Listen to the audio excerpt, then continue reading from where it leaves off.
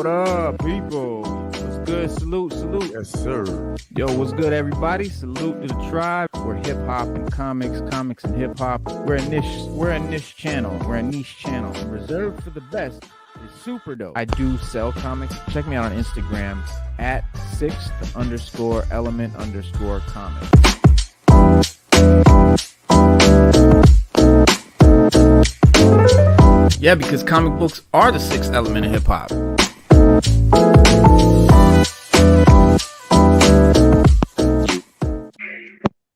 Yo.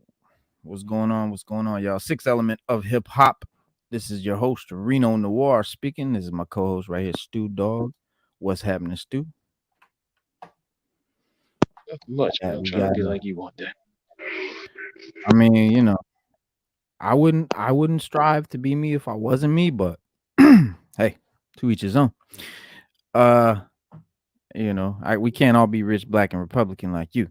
You know, we can try, we can strive. This dude, what's good? Corey, what's good? Salute. So it is the Corey Edges, salute. Or we talking about it's Wars Wednesday. We doing Wars Wednesday. Talking about Star Wars and Star Wars related issues. And if you're incredibly excited about the Star Wars Jedi Survivor game release date, and you just cannot wait to dive into this galaxy far, far away again, I got a treat for you. Stu and I have procured 9 minutes of in-game footage, and while the Star Wars game promises to let you explore new parts of the iconic universe, you can actually take yourself all the way back to the Star Wars Jedi Knight Dark Forces 2, and as a fan, has remade the early parts of the original game in the Unreal Engine while we wait for Star Wars Jedi Survivor. Originally released by LucasArts 1997. It's a free game. It is a fan remake of Dark Forces 2 in the Unreal Engine by Rupertl.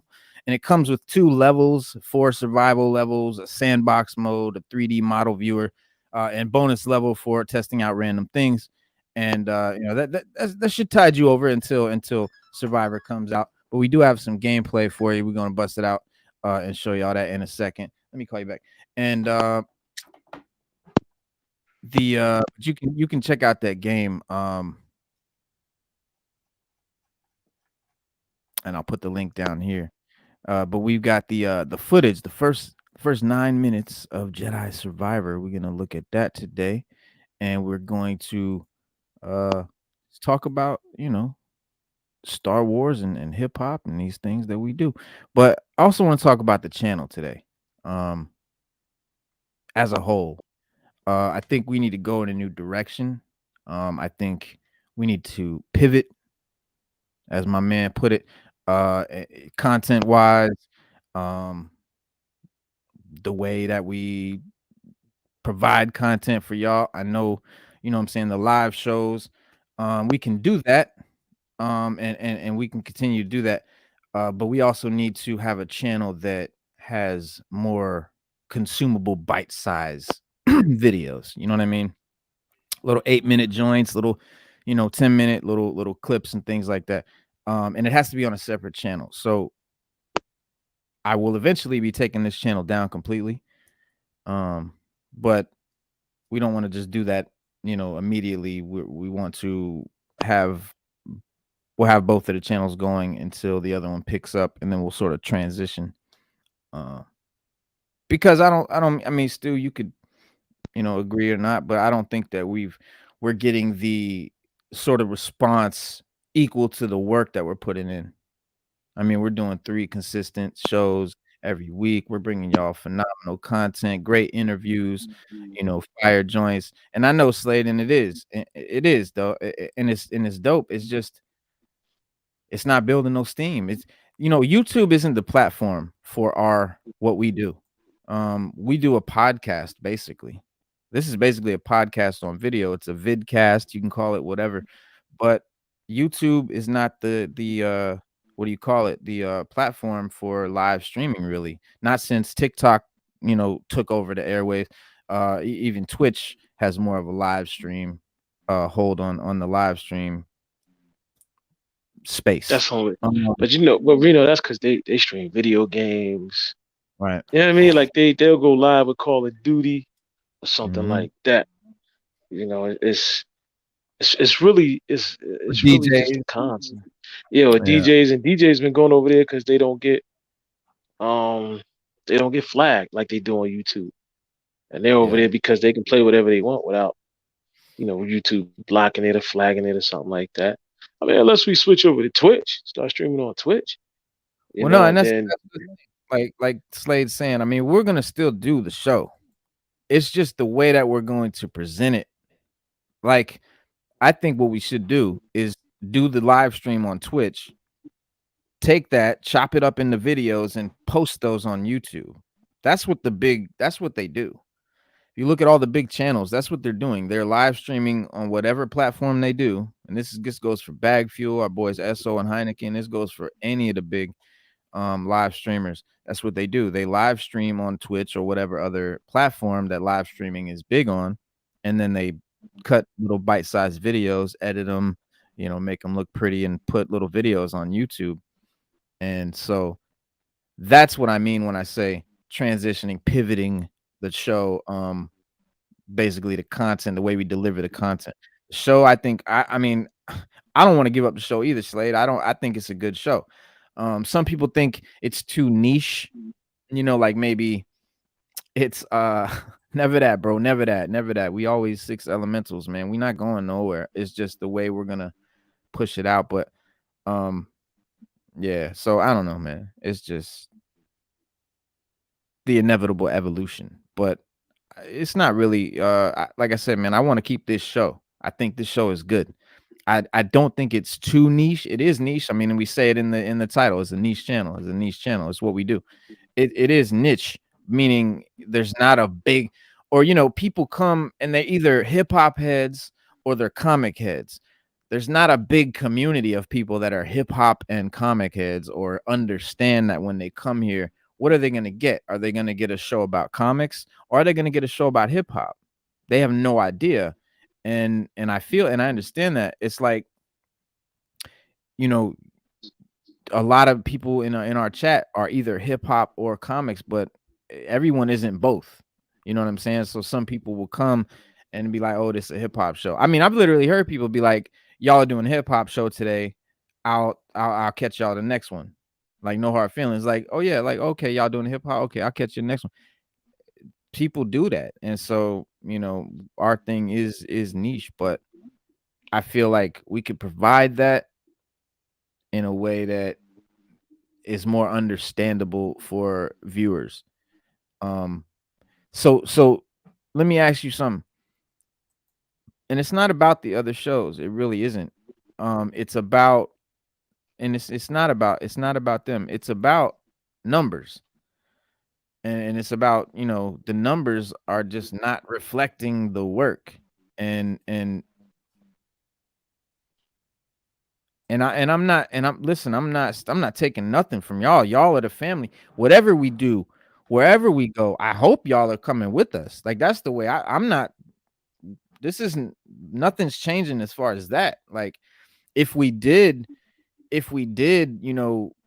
change venues or whatever, that'd be something I'd have to, we'd have to figure out. But and I'd love to, Slade. I really would. Because the numbers don't define me. They don't define Stu. They don't define this show. They don't define you guys. They don't define anybody. And on Instagram or whatever platform, numbers are everything. And people get really emotional and they get like in real depression in their real personal life based on numbers and shit. And I've never had that issue. I don't, Stu, we've never been that type to get rattled by that. That doesn't give me depression or anything like that. What it does is it's money.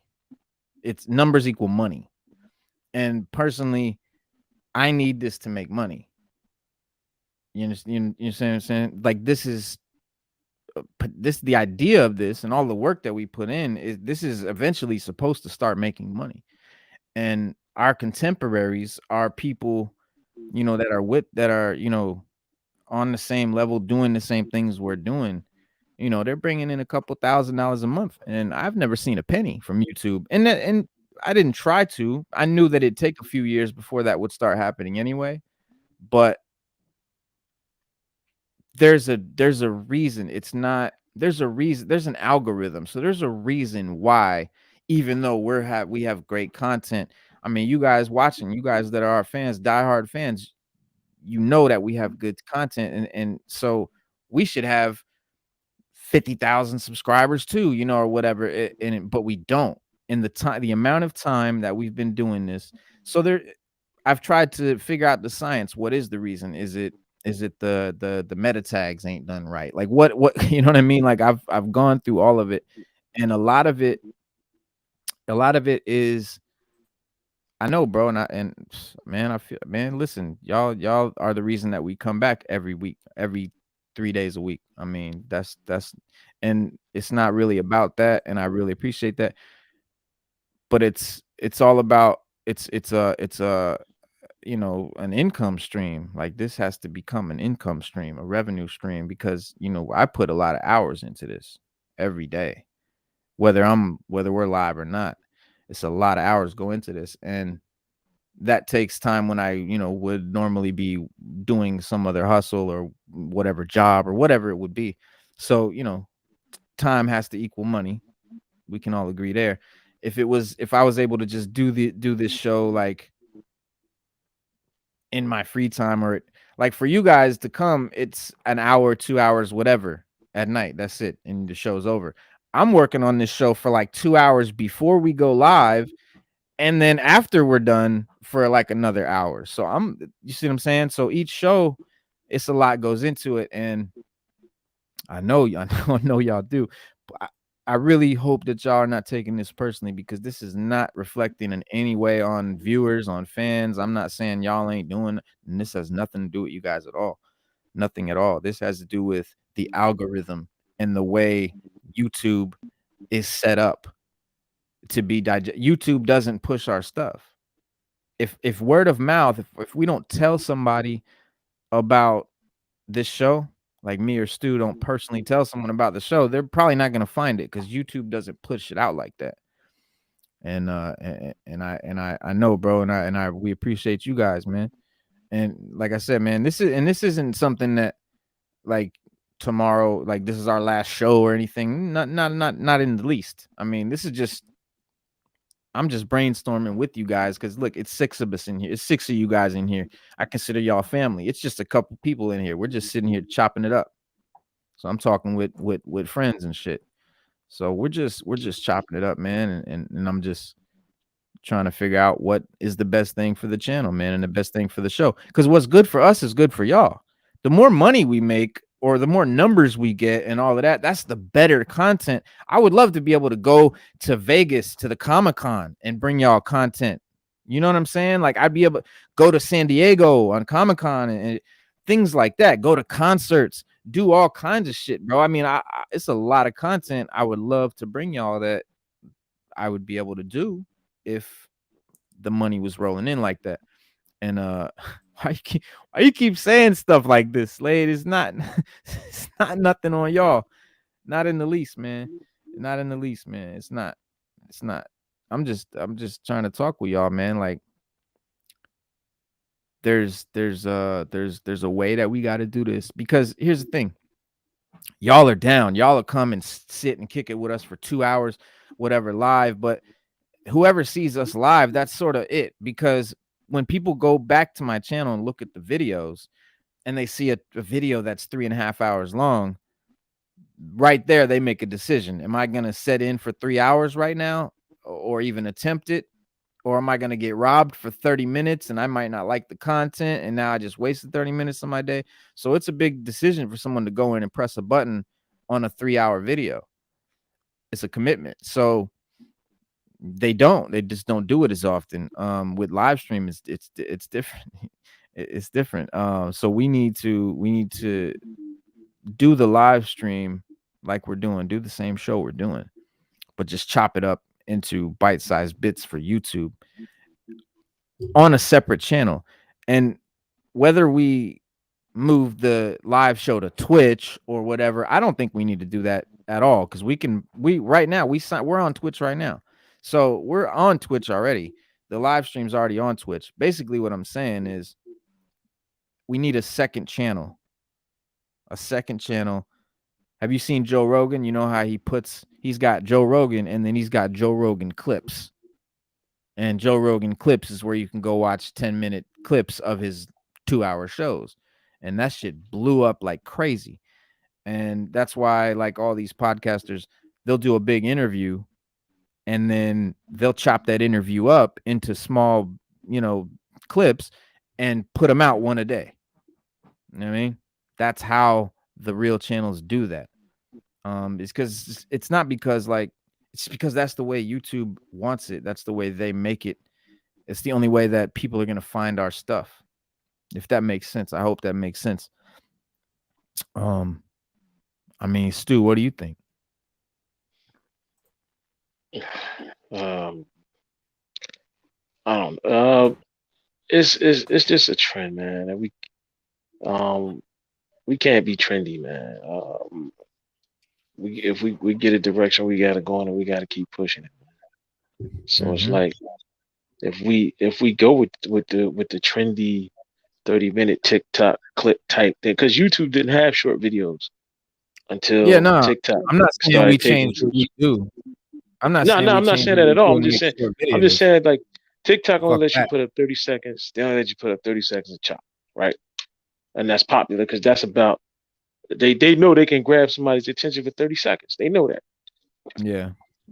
So Yeah, I that's have what they no interest did, in doing that kind of bullshit content. Not at right? all. And I that's don't what want to people change what we're doing. I want to build what we're doing. I want to be able to do interviews and shows in dope places and take us places. Me and Stu be in the same room, a studio. How about that? You know what I'm saying? Have guests come in the room and do a real interview or take us to Hawaii and do some shit. You know what I mean? That's what I'm talking about. right, One way to get there. What we're doing ain't it. right. We can get it done. It's just we gotta come up with a format. That's all. Believe that. It's just a format. It's just coming up with a format and making it work, man. But Right. like I said, the short video thing is for people that don't have a long attention span. Most of our fans probably do, and Yeah. they like watching the show. Yeah. I've been in No, shows with Al Mega where there's only been one person in there, but he don't yeah. stop streaming. And he ain't No. stopped streaming. So if you come, you come. If you don't, you don't. If you watch, you watch. If you don't, you don't. So you gotta have that attitude when it comes to Yeah. that. So And that's when cool. it That's comes cool. We're gonna keep doing our shit. when it comes to anything else, man, we could put out some merch. Keep the channel afloat, keep some things, get some money rolling there. You know, That's another thing. Yeah, merch is a we big can put out some merch. We can do that. You know what I mean? And we could we already streaming live on too. You know, we not in the same state. You right, Corey? No, we not. He's in he was I think he was asking. I'm in Virginia and Stu's in Jersey. Y'all doing ain't it? Yeah, no, I don't mean it ain't it, Cooks. I mean the way the way that the channel is putting out the content is not in a way that's bringing in subscribers and viewers. What we're doing, our content is great. I love it. I'm not gonna ever And stop doing you got to remember that's on them from New York. So you got to remember something about New Yorkers. All right, New Yorkers support each other no matter what. That's how they get down. So if they got 50,000, it's 8 million people in New York plus. So you gotta remember if they got 50 grand, 60 grand, it's because New Yorkers put the word out. They support each other. Like they'll go out and be like, yo, such and such, they already yo, had log on that. That's how they get down. And they in a big city. We not in a city. If we was in a city, they came from it'd Math be Hoffa different. though. They Right, came that too. But New Yorkers, but remember, where's Matt Hoffa? Matt Hoffa's in New York. They all New Yorkers, man. New Yorkers get the word out for each other. That's just how they get down. Killer Priest, if you ever watch Killer Priest, I like Killer Priest, But you but his can't say that podcast because it be some weird stuff on there, bro. what But about the it's LA all New cats though? Yorkers. It's cats from all over the L- country Look that how got big I know, but big look channels. how big LA. But listen, look how big LA is. When you're in a city and you get the word out in the city, people in cities are different than people in suburbs. Like TikTok might have white suburbia. They might have, you know, middle class. But when it comes to the cities, a lot of them are doing something different, man. You know, They're not looking for the trendy thing. They're supporting whatever they like and whoever they like. And you gotta But that, remember but that ain't that's but that just ain't what got it is. nothing to do with the YouTube algorithm and the way it's set up. That's what I'm talking about. That's all I'm talking about. The way the YouTube I algorithm is set up, we can continue doing what we're doing. We don't need to be from New York or have a word of mouth or be in LA or none of that. We just have to fit the algorithm in a way that it continues to bring in more viewers. That's the way the algorithm is set up is so that when you put out, videos, YouTube, like when you go to your home screen and a bunch of videos are popped up, those videos are there because YouTube knows that that's the kind of shit you watch, right? Well, our video don't be up there unless you already clicked it or put our channel up there. But it doesn't just pop up no new shit. Like you'll see something new on your channel and it'll be new. You've never watched their channel before. It'll be some completely new shit, but it's something that you would like. It's your type of shit. And that's what we're missing is we're not popping up on people's screen that don't know us already. You see what I'm saying? That's the problem. So that it doesn't matter where we are or none of that. The algorithm is all that matters, Slade. That's all that matters. We can. This is the proof is in the pudding. I mean, look at our subscribership. We have 1,200, like less than 1,300 subscribers after 2.5 years of solid, good, great content. I'm not saying the content's the problem. I'm not saying anything. I'm saying the problem is that YouTube isn't pushing our stuff. And it's not they're not pushing our stuff because they don't like us. It's an automated system. The system of YouTube is not pushing and promoting our videos to new people. And there's a reason why. And there's only one way to trick that and get in that, and it's to fit their algorithm. It's to fit the popular way that, and like you said, trends and all of that. That's how it works. You have to ride the trends. You have to follow the wave of the way the algorithm works if you want to be successful and make money. You can sit on YouTube and have your own corner of YouTube and sit and do your show for your 6 people, and that can be how you want to do it. That's not what I want to do. I want to take this channel to new heights. I want to be out there. I want to be a real, you know what I'm saying? I want this thing to be for real. I don't want it to be a little niche thing. I want to go all the way. And that doesn't look at guys like, I mean, forget Esso and all of that. I'm talking about guys. Look at what's his name? Jim Mint. Jim Mint with 100 and something subs. This dude has bought a new house. This dude has started his own company. You see what kind of stuff he does. He balls out. He goes to all the Comic Cons. I mean, all he does is YouTube. That's all he does. And that's what I'm talking about. I'm talking about being able to quit your job, bro. Stu, your job, you don't have to do it no more. How about that shit? How about you don't got to clock in ever again, bro? Yeah, but I Because was just doing another job. we're I was bringing in just doing 500 another job. grand. We bring in 500 grand a mean, year.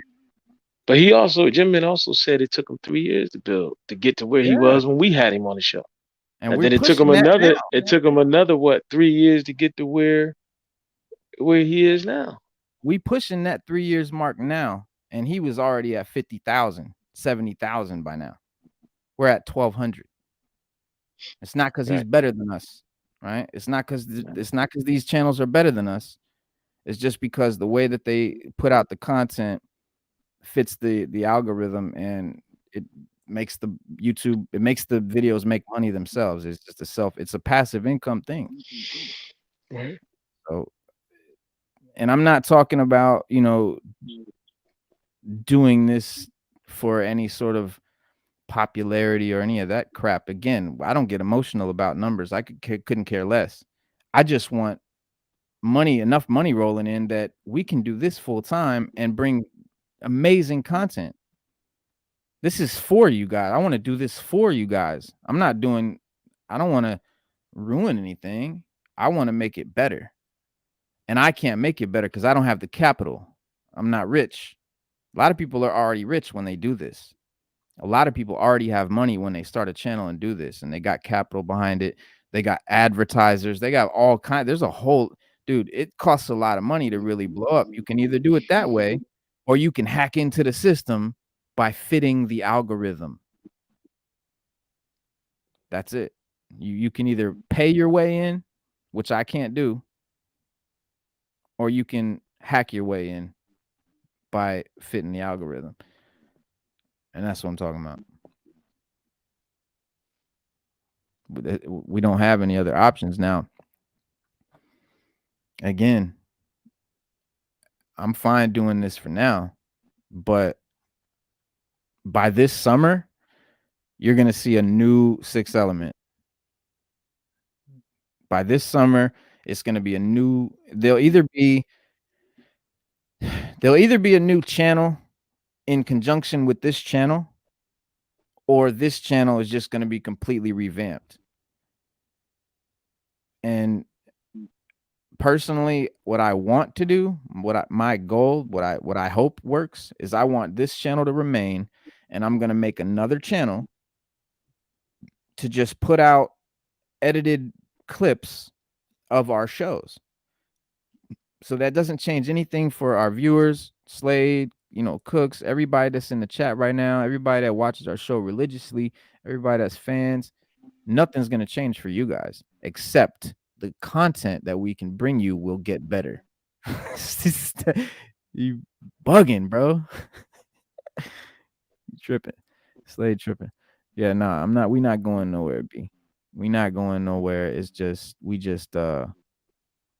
want to make it better, man. We want to give y'all more, because y'all deserve better, man. Y'all deserve more, and we deserve better too, because we've been putting in that work. I mean, ask anybody. Cooks know. Cooks knows the work we put in. Ask Panda, Shadow the Panda. People know the work we put in that do this for a living. You know what I'm saying? They know. They're like, damn, bro, why aren't you up here? Y'all do way too much work. Why aren't y'all up here? And so, that's it. That's it. We just have to. I've done a lot of research. Basically, I've done a lot of research. I've already talked to a lot of professionals, and I've talked to people that do this, that have YouTube channels that are successful. Even Al Mega that you mentioned, even Al Mega, you know what I'm saying? So everybody agrees that what we do is a podcast. It's a podcast. It's a video podcast, and they run 2 hours, 3 hours, 4 hours, just like any podcast would. And that's dope. But YouTube ain't the podcast platform. Apple is the podcast platform, iPod or whatever, and other, channels like that.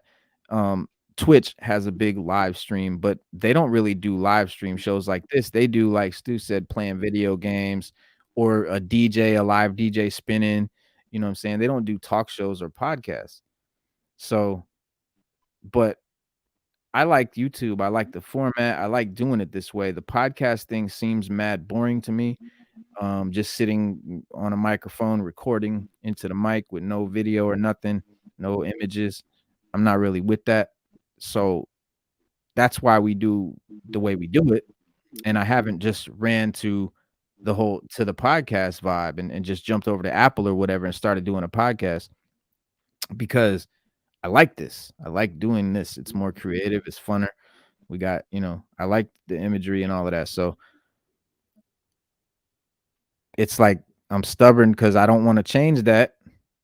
I'm scared to shut this channel down and start a new one, because that's what a lot of professionals have suggested. And their reasoning is that even if I were to change the way we put out the content, when a new person comes to the channel, they're going to look through all of our old content and they're going to go, oh, wait, what is all this? Like, there's a lot of different stuff here. What am I going to get when I come to this channel? It's really up in there. I don't know. And people, according to the professionals, most people, they want to know what they're going to get when they come to a channel. And so that can throw it off. So there's a lot of, but I feel like it's ways around all of that. I can remove certain type of video. I can do a lot. It's a lot I can do. And yeah, y'all bugging. Who said it's boring? It's not boring. I know it's not boring. I know that. obviously, why we wouldn't do it if we thought it was boring. We know this is a good show. That's not what we want to change. It's the delivery system. So think of it like a medication. You can swallow a pill, or you could take that same medication and have an IV injection, or stick it up your ass with a suppository. It's the delivery system. Same medicine, different delivery system. Yeah, so we not saying that we think it's boring, and I think in a perfect world, this is how I would just want to keep it. But for some reason, whatever it is, the way YouTube works and the way people that watch YouTube, um, our format, what we do, the way we put it out, does not. Either I'm right or our show sucks. You see what I'm saying? That's the either I'm right or our show is just whack. And I don't think the show is whack. So I think I'm right when I know, you know what I'm saying? So that's, if I thought the show was whack, then I wouldn't say any of this. The whole reason that we're looking into all this is because we know the show is great. You guys tell us the show is great.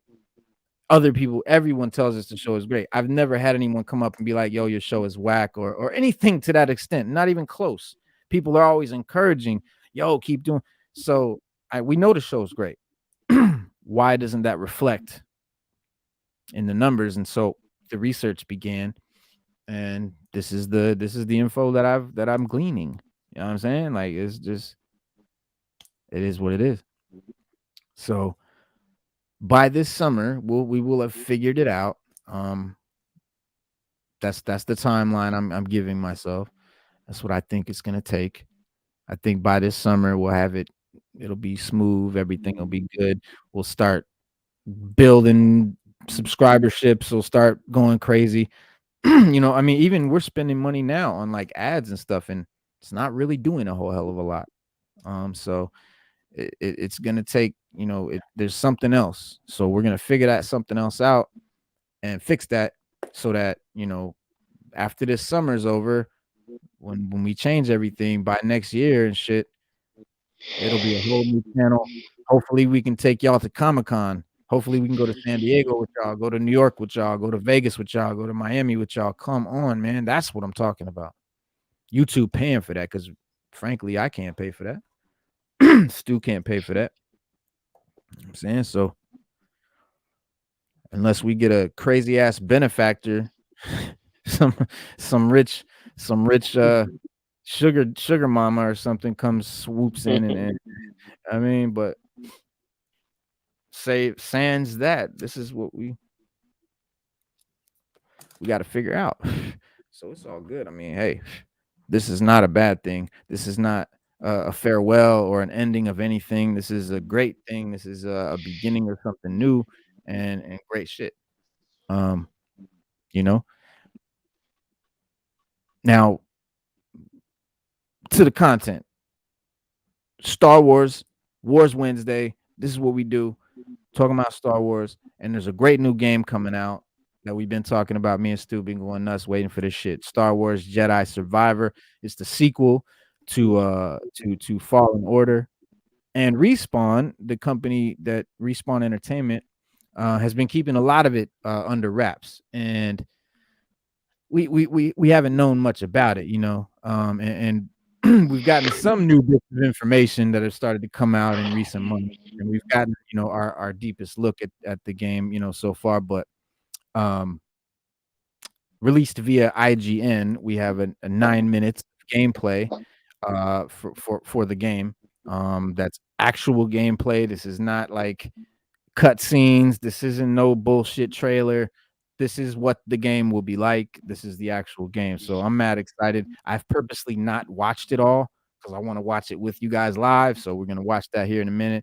Now, hopefully, so BoobTube don't shut us down, I added a little royalty-free music in the background, tried to, doctor it up so that they can't holler, whatever. So, but the video shows Survivor's main protagonist, Cal Kestis, exploring the new planet of Kobo, or Koba. It's Koboh, Kobo. And then after he crashes on the planet, Cal sets out to search for a way to repair his ship. The ship is called the Mantis, and so that he can continue traveling through the galaxy. And so, you guys can watch the video for yourself in a second here, but rather than focusing much on the story of Jedi Survivor, I think the video gives us more of a look at the abilities that Kestis will have, and the new mechanics, the different powers, lightsaber moves, all that cool shit, dual wielding and all that good stuff. And not only does that include a number of new lightsaber attacks and force powers, but it also shows off some of the new enemy types that we'll get to see in the game. And considering that Jedi Survivor is only is also only going to be available on current gen platforms, that means this is not a port. So this is real deal. You know what I mean? Top-notch graphics. So all in all, Survivor looks fucking dope, and hopefully we'll meet all our expectations. But following the recent delay, Star Wars Jedi Survivor now will not be releasing until April 28th, which blows, with 6 weeks after the original date that we got. But when Survivor does arrive, though, it will be available on PS5, Xbox Series X, and PC. I'll be having it on the PS5 and the PC. But I don't know what y'all think. We'll see what y'all think in a sec. You all want to watch some footage? Let me see here. All right, check this out. So we got some little 3-minute chunks I'm gonna run for y'all. Here we go. Hey. Mind giving me a closer look?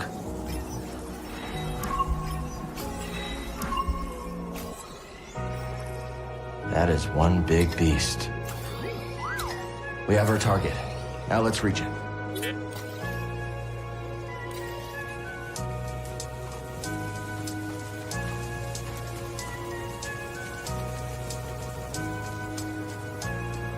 Last time I saw a Lucre Hulk was Braca. Long time ago. Rough.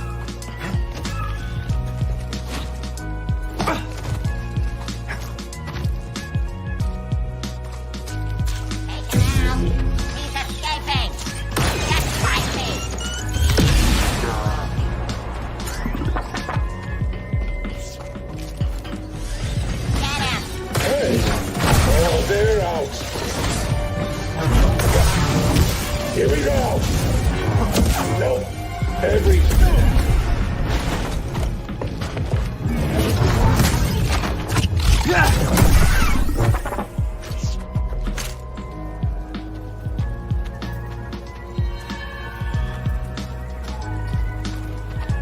I tried to build my own sword once.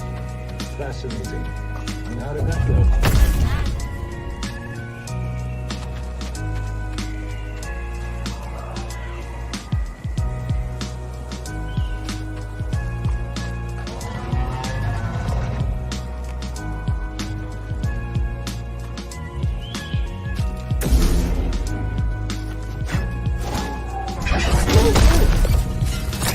Identified. They are hit. Damage taken. Having tried.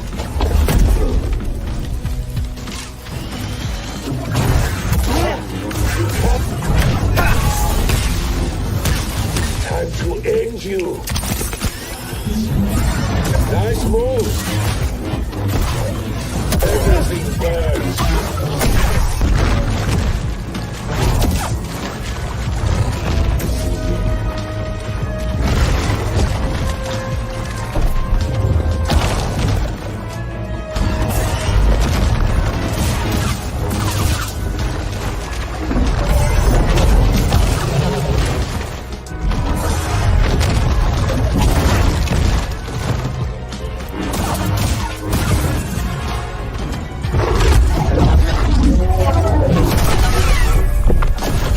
Joke.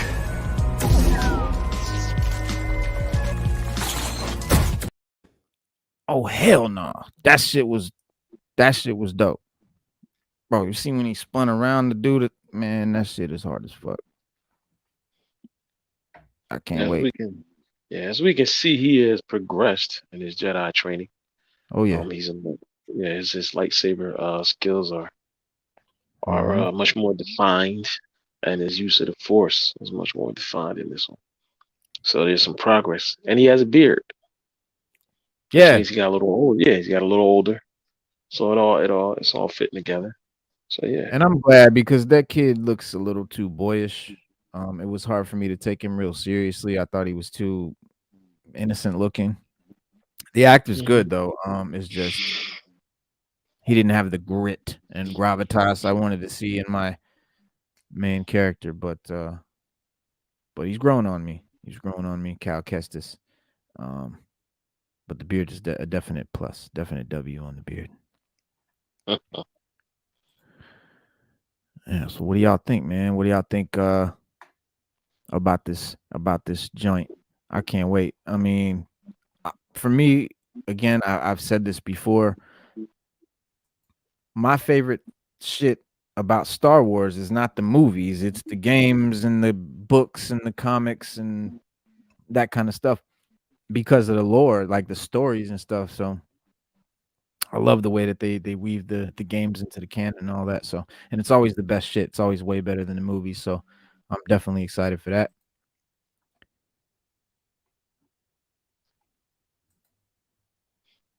I'm excited for it. I want I just want it to be good, man. I want it to be good. We need a fast travel system in that game too. Um, because Hmm. when you played the first one, you had to do a lot of backtracking. Um, Yeah. and that was my only gripe with it. Because like if you're on a planet, like you went to one side and you had to come back.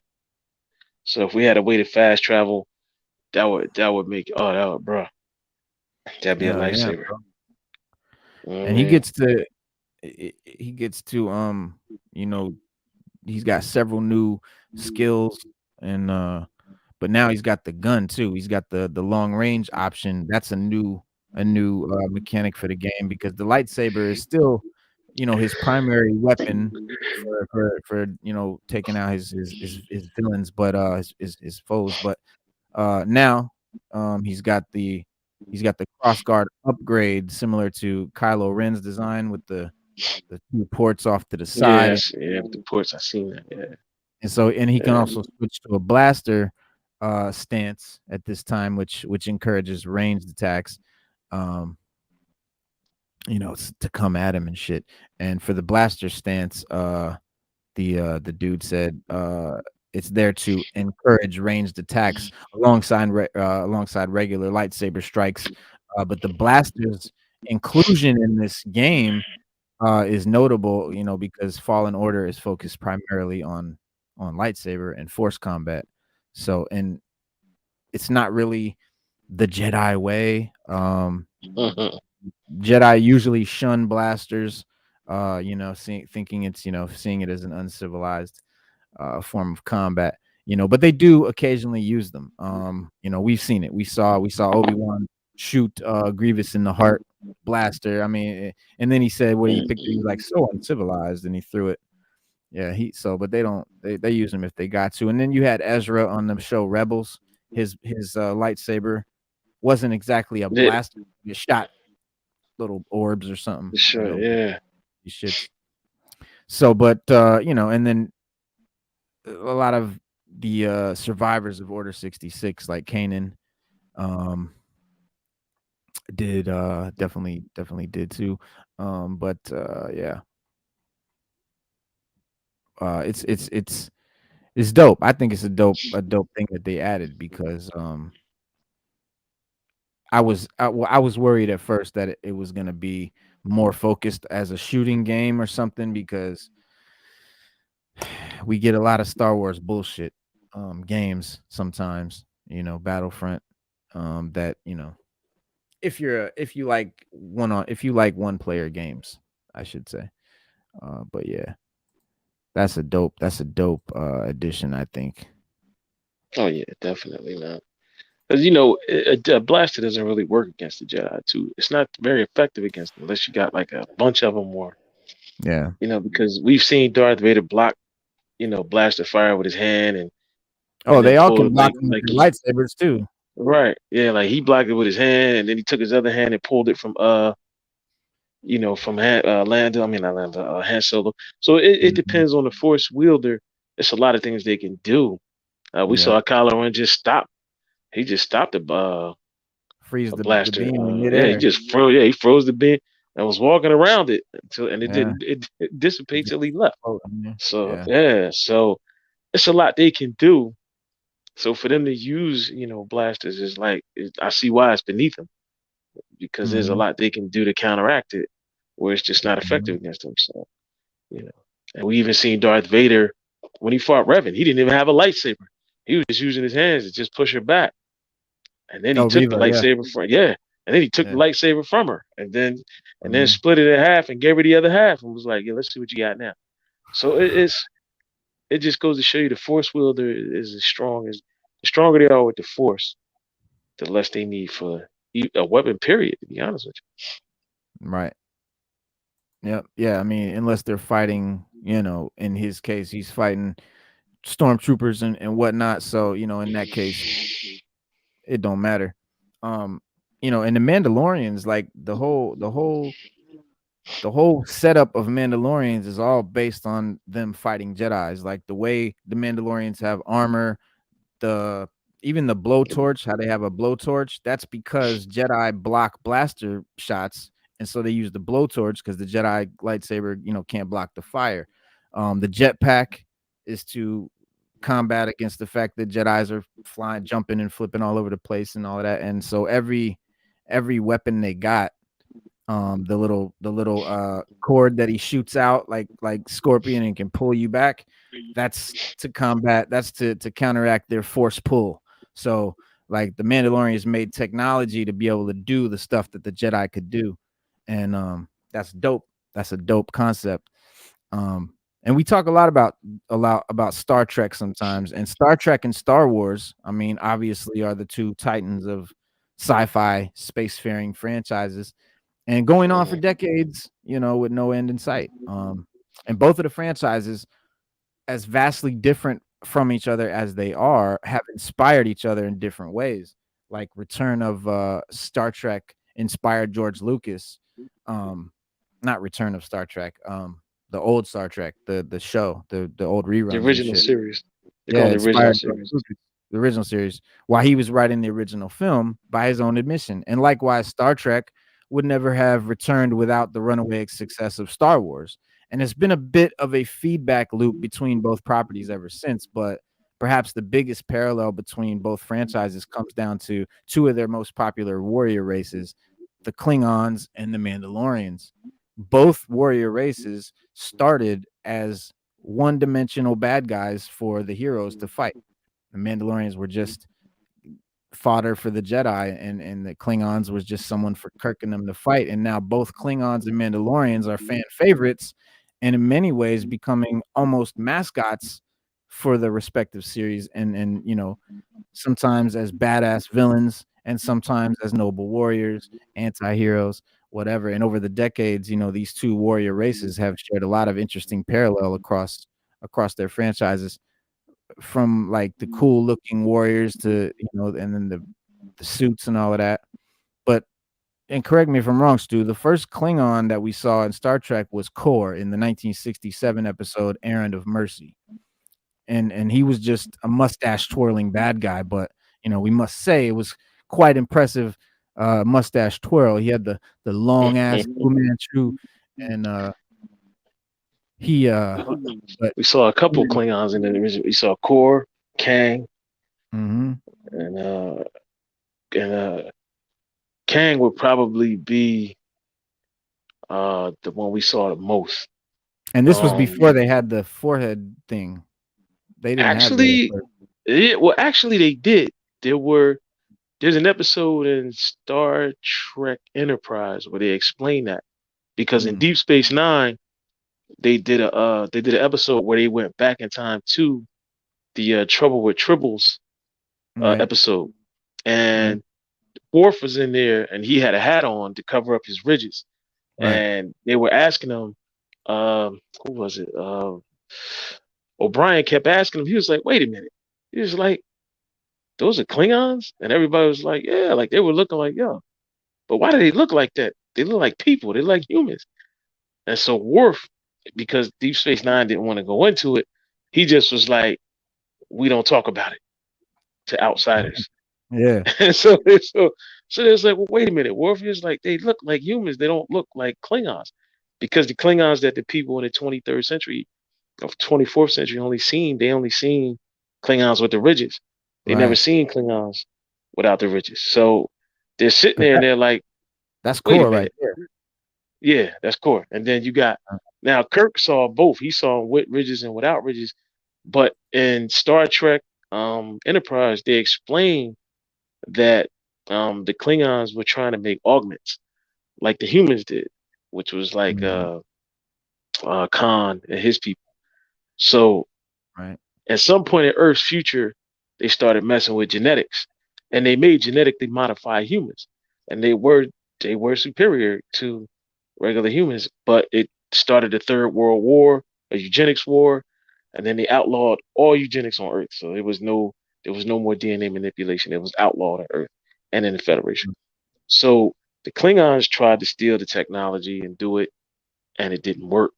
And what they did was Archer put his DNA into this thing they had that they were spreading like this. They put it into like a virus form to try to augment the Mhm. Klingons, and it didn't work.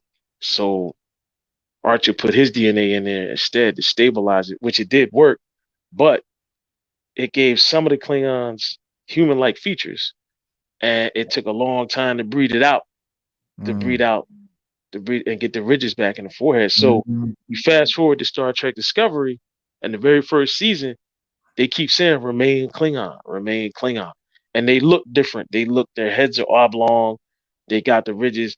And the reason for that was to explain why they look like that in the first series was that the DNA was starting to come out, and they were starting to look more like Klingon, and they were starting to mix more with Klingon and not mix with the other ones that weren't.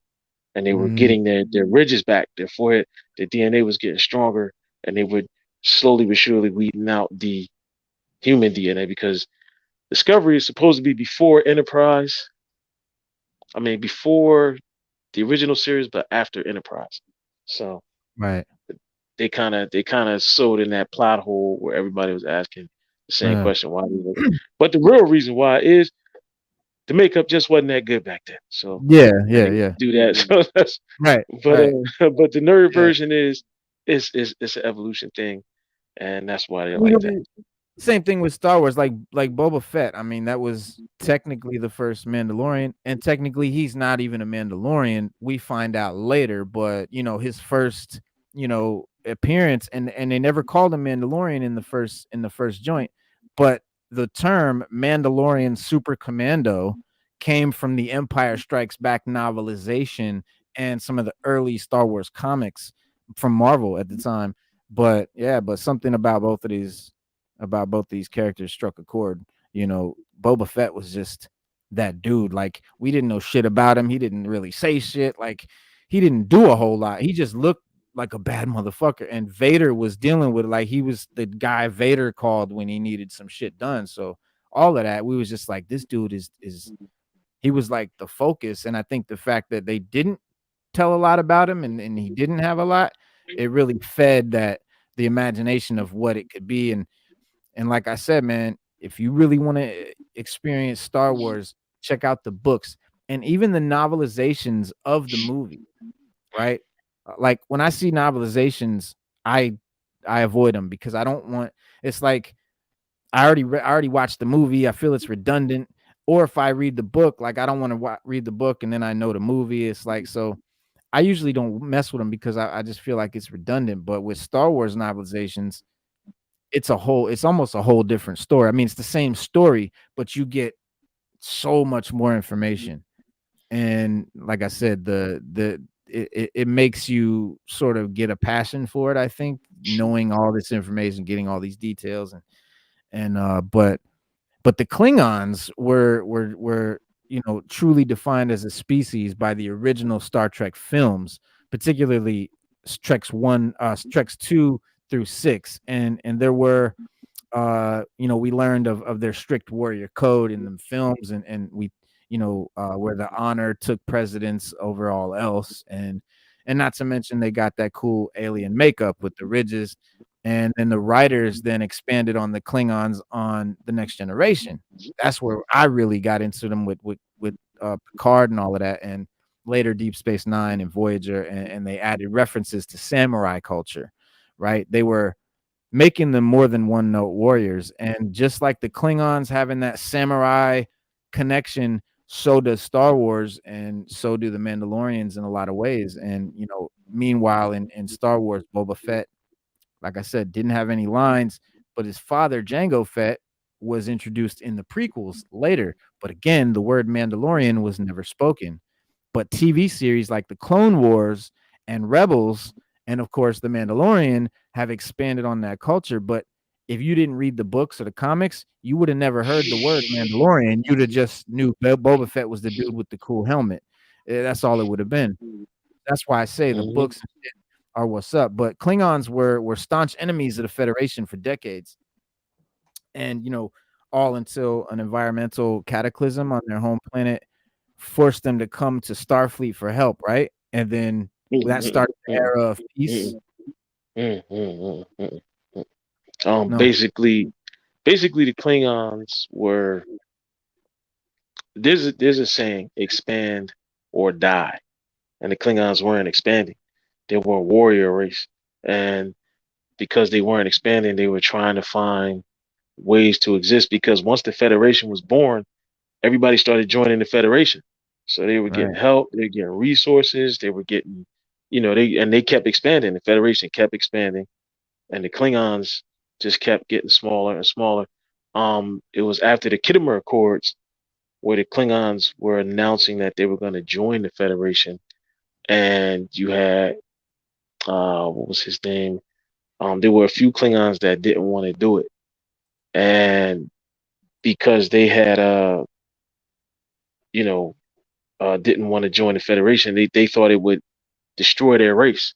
But the leaders at the time was like, look, if we don't join the Federation, we're not going to survive. Then we're not going to get out of this century. And they wound up, joining the Khitomer Accords. And after the Khitomer Accords, things went kind of well, but then there was an attack, and that's how Worf became part of Starfleet. There was an attack on Khitomer, and Khitomer was like a joint base for Klingons and humans. But the thing was, there was peace. They still didn't join the Federation, but there was peace. Once that attack came from the I think it was I don't know if it was the Romulans or it was the Romulans. Once the Romulans attacked, then the Klingons joined because of that, because they thought it was a noble cause that, that the Federation helped them. Worf's father died at Khitomer, and some humans found him and they raised him, and that's how he got to Earth, and that's how he got to join Starfleet, because he wasn't raised among Klingons, but he did join Starfleet. He didn't know, he didn't even know he had a brother until later on. Was all this chronicled in Star Trek 6, The Undiscovered Country? The peace and all the Khitomer's and all of that, or them coming to? Okay. Yeah, because without the Khitomer Accords and everything that happened, like if you don't, you got to read some of the books to know, because like Star Wars, Star Trek has books that pieces plot holes together. So in the plot holes, you gotta know what happens between Star Trek 6 and the Next Generation, and they talk about it. They talk about and I think it's in Deep Space, no, not Deep Space Nine, and the Next Generation. They talk about it, but you don't ever see it. So over the years, Next Generation and Deep Space Nine, that's when the Klingons, some of them Klingons didn't want to take to the peace, and they formed their militant factions, right? And then split between the old ways and the new ways. Right. That's why in this Star Trek Discovery, they were like remain Klingon. Like, you know what I mean? Like that's remain the Klingon. Mandalorian, Like, the new remain Klingon, right. Yeah, that's the And remember, parallel. if you watch Discovery, because if you watch Discovery in the first episode, they say like, look, we ain't heard from a Klingon in years. Like it's been a long time since anyone even seen. Like Klingons just stayed in their part of space. They didn't come out. They just was like, all right, we over here, we chilling, we doing Right. us. But you had guys like Chang and the rest of them that didn't want to, they didn't want to mix. They was like, nah, we ain't doing that. We ain't mixing with them. We don't even want like look, like we know about peace, but we bred for war. But the Yeah. leaders at the time was like, look, I was like, yeah, we bred for war, but the galaxy is because you got to remember, it's like Star Wars. They have Peace. their own part of the galaxy, Right. and anything outside of that is foreign to them. So they like, look, it's peace in here mostly. So if everybody is peace and they're helping each other, we thriving as a community as different races, alien races, we good. And the Klingons Right. almost died out because they didn't want to. There was certain parts they were like split in half, and but after the Kittimer Accords and what happened on Kittimer, that's what really made them just join the Federation because they weren't Mhm. part of the Federation before that. And then that's when they had, like they did stuff like had exchange. They had an exchange program where you would have a captain or first officer serve on a Klingon ship and vice versa, Klingon server. And they did that, to show the trust because you have to do that with the Klingons. You got to show them, Yeah. that because if not, they don't take well. But Right. even Right. when you watch the Star Trek movies that came out, um, they don't show Klingons because the Klingons were still in retreat. They were just chilling in their part of space. And in the second Mhm. movie, when they go to Kronos and the Klingons walk up on them, and Uhura's trying to talk to him in Klingon, um, the guy was getting ready to stab her. He didn't give a damn. He was like, I'm about to stab this. I'm about to stab her. He was going to stab her. Yeah, like he walked up on her real smooth, started pulling his knife out. Smooth. She thought she was, Yeah. yeah, she thought she was making relations and getting through. But he was like, yeah, just keep talking. Just let me get close enough to put this knife in you, and that's what's going to happen. That's it. Shank. So, Yeah. yeah, so, and Hey. they even had a prototype bird of prey. Chang was even in, you know, control of a prototype bird of prey that could fire while cloaked. Right. And that's Yeah. the crazy part because the Yeah. Klingons got I cloaking remember devices that. from right. They got cloaking devices from the Romulans because them and the Romulans had an alliance against the Federation. But Uh-huh. then when the Romulans attacked the Klingons broke that off, joined the Federation, and the rest was history. And then the Romulans were the ones that stayed out. But then soon they had to even come to the Federation because the same thing was happening to them. They just couldn't, and that was after the wars with the Dominion. Even they had Mhm. to join the Federation because it was like, look, we can't sit out here by ourselves. It's just, and the Dominion, they damn near decimated all of the Romulans, and then Romulus blew up, and then they had to find a new planet, so called Hmm. Navarre, and then they came in. So, but Romulans and Vulcans are they're They're cousins, they're right? the same. They're the same species, but they just broke off from each other. One embraces logic, and the other one doesn't. Right.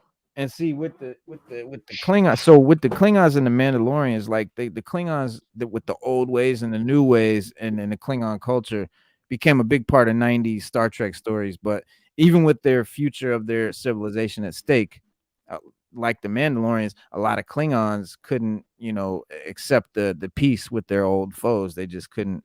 And so in like the Clone Wars and the animated series, we learned a lot more about Mandalorian culture. And before this series, like I said, the word Mandalorian was only seen in the tie-in media, the books and comics, nothing canonical.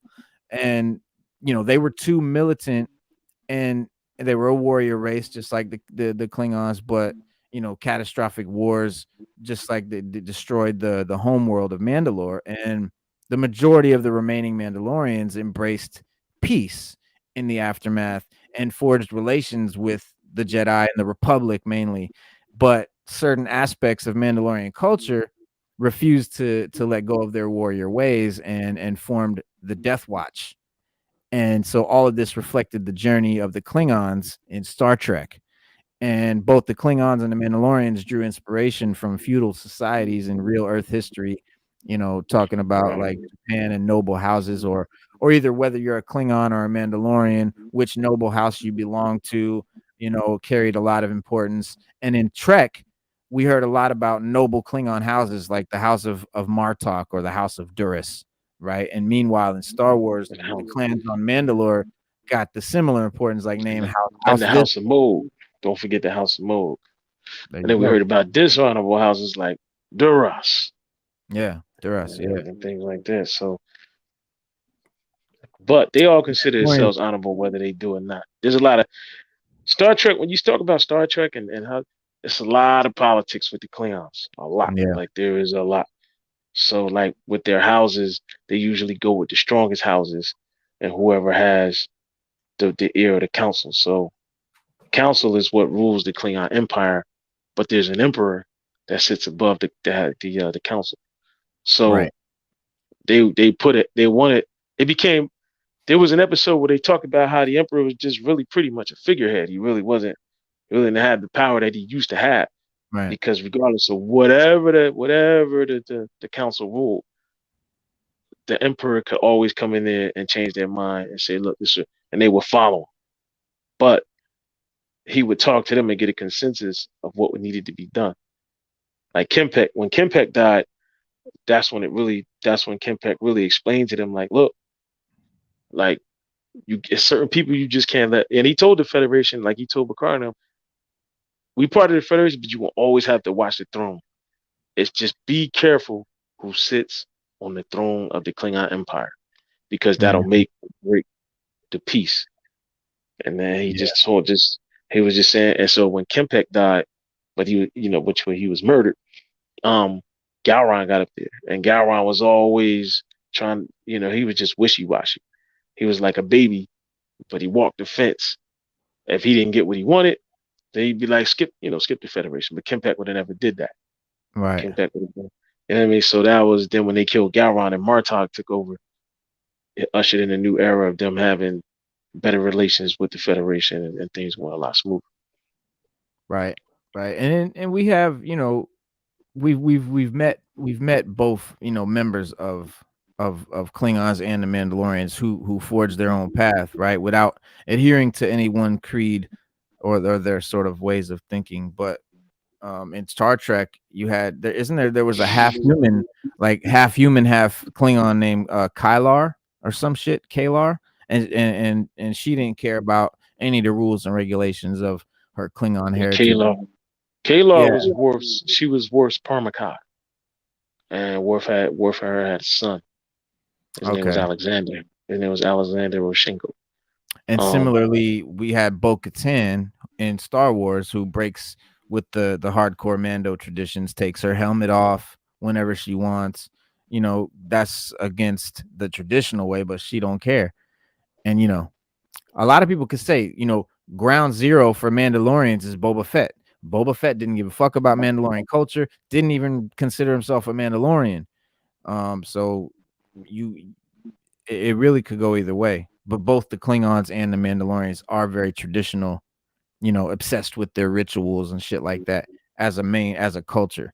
But of course, there's always certain characters that are exceptions to that on both. And on the Next Generation, Worf had to deal with a lot of those painful rituals and shit. I remember because that's the only Next Generation is my shit. Like that's the only Star Trek I really got into. When I was a little kid, Worf embraced the traditions. Yeah. He was into it, but his son wasn't. It was hard for him to get his son to follow those traditions. And there's an episode called Fathers and Sons on Deep Space Nine, where his son wanted to serve aboard the Batak, and that's a ship that was Martok's ship. And they got into it because Alexander didn't fit in with the other Klingons. And Worf was telling them, like, look, like they operate a certain way here. It's just certain things they do that you definitely not used to. And one of these jokers will kill you if you get out of line. But you got to learn how to be Klingon. Like, you got to learn there's certain things that we do. Like, Klingons talk to each other in a certain way. Like, if I say Reno, you be like, yo, what's up? Or if you say if you call your son, he'd be like, "Yes, Dad, what do you want?" Like, like that. Hey, Klingons don't do that. If they call your name, you say what? They be like, "Yo, really?" You be like, "What?" They don't. They don't. There's no niceties. There's no Right. complexities. Everything is straightforward. Yeah. um, Even if you see him talking to like if you watch the show and you see him talking to somebody from the Federation on a view screen, they talk to him. They kind of talk down to him, but you got to Hmm. talk back that way to him because if you don't, They'll see you as they don't weak. respect. Right? They Yeah. don't respect you. So like they'll come on a view screen and be like, "What do you want?" And, and the dude would be looking Yeah. off, and then Yeah. he'd be like, "Look, I don't have time for your Federation crap or whatever it is you got Yeah. going on, but whatever Nicety. it is, the answer is no." And they'll hang up the view screen on you and be like, "Poop," you be like, "Oh," and then you Yeah. hit them back, and they be like, "What do you want now?" So then you got to come back and be like, "Look, punk, Yeah. this is what I'm looking for. This is what I want. Don't make me come over there and knock you out." Then they And then respect you. and be like, okay, Even the word. women, right? Even the women are like that. So it's Yeah. like when other races from when they had the war with the Dominion, the Jem'Hadar wanted to meet Klingons because they heard that they were a warrior race, and the Right. Jem'Hadar are a warrior race as well. But where we talk about the Mandalorians and the Klingons having honor and all of that, the Jem'Hadar was different. They were loyal to the founders. Their whole existence was to the founders. So the founders ruled the Dominion, and then the Vorta ruled under them, and then they ruled the Jem'Hadar. But the Jem'Hadar was like, look, we're more loyal to the founders than anything, than even the Jim. Then we're so loyal, we don't need the Vorta. We don't even need the white. And they had this chemical they were addicted to that they needed in order to live. And they would Right. always say, we don't need the white. We don't need to be addicted. We're so loyal to the founders. They looked at the founders as being gods, even though they weren't. And so it was more about their culture being a warrior race was vastly different than the Klingons, where they Yeah. were just they had no politics, no nothing. They were just vastly and blindly loyal to the Dominion and the founders. And when they Right. met Klingons, they always wanted to fight them. They'd be like, "Yo, I want to fight a Klingon." Like whenever they would meet the friend, they'd be like, "Damn, I was hoping I get to get into it with a Klingon." But That's the real that was test. right. That Yeah. was for them. Right. They was like, yeah. But if the founders told them not to do it, they wouldn't do it. If the founders told them go, they would go. And if Right. the founders sent them to Jem'Hadar, you basically were done because they were ruthless, they were unrelenting, they followed orders to a T. They didn't need to eat, they didn't need to sleep, they didn't have women, they were bred in birthing chambers. Uh, Yeah. Anything that would make a soldier weak was bred out of them They ain't have or no time society for it. weak. No. And So that's they the same thing with and on their ships they Mandalorian. didn't have chairs. Yeah, they didn't have chairs on their ships. Everybody stood up and that was it. Right. Everybody stood Yeah. up. They didn't even have beds because they didn't sleep. They didn't need sleep. They didn't need food. They just needed the white, the catch a cell white. That's all they needed. And a lot of their painful, rituals and shit I remember on the Next Generation often had to do with him like cleansing himself of dishonor, and that happened on when he lost his family honor. I remember he had to shed blood in front of the Klingon High Chancellor Gowron. And another time, Worf went to a retreat to the Klingon temple of Boreth and to reconnect with his beliefs and become a true Klingon again. And we have the same shit happening like Book of Boba Fett. We saw Din Djarin suffer the consequences when he took off his helmet, and you can't be a Mandalorian now, so that was a violation of their rules. And it's his honor. Like, yeah, he could pretend he didn't do that. He could have lied to her and said he never took his helmet off, but he wouldn't have that self honor. And the Mandalorian armorer sends him go back to Mandalore, just like Worf had to go back to the temple, and he has to go back to Mandalore and to the ruins and sort of bathe in the waters of Minnetonka under the planet. You know what I'm saying, and The cleanse planet, yeah. himself. Yeah, and so we expect to see that in Mandalorian season 3. That's what is going to happen in this next Mandalorian. It's going to look a lot. It's going to feel very similar to all the ritualistic hoops that Worf had to jump through to become the honorable Klingon once again. Not just a race, but a creed. And in Star Trek, an off-worlder can become a Klingon if deemed worthy, and through the ritual. And so, like when a young boy's mother under Worf's command died in season 3 of the Next Generation episode, Worf took him in as a member of his own house, Moog, and similarly, thanks to the years of fighting alongside different Klingon warriors, Dax became an honorary Klingon when he married into Worf's family. And it's similar, but not identical, to how Mandalorians take in foundlings into their respective cultures.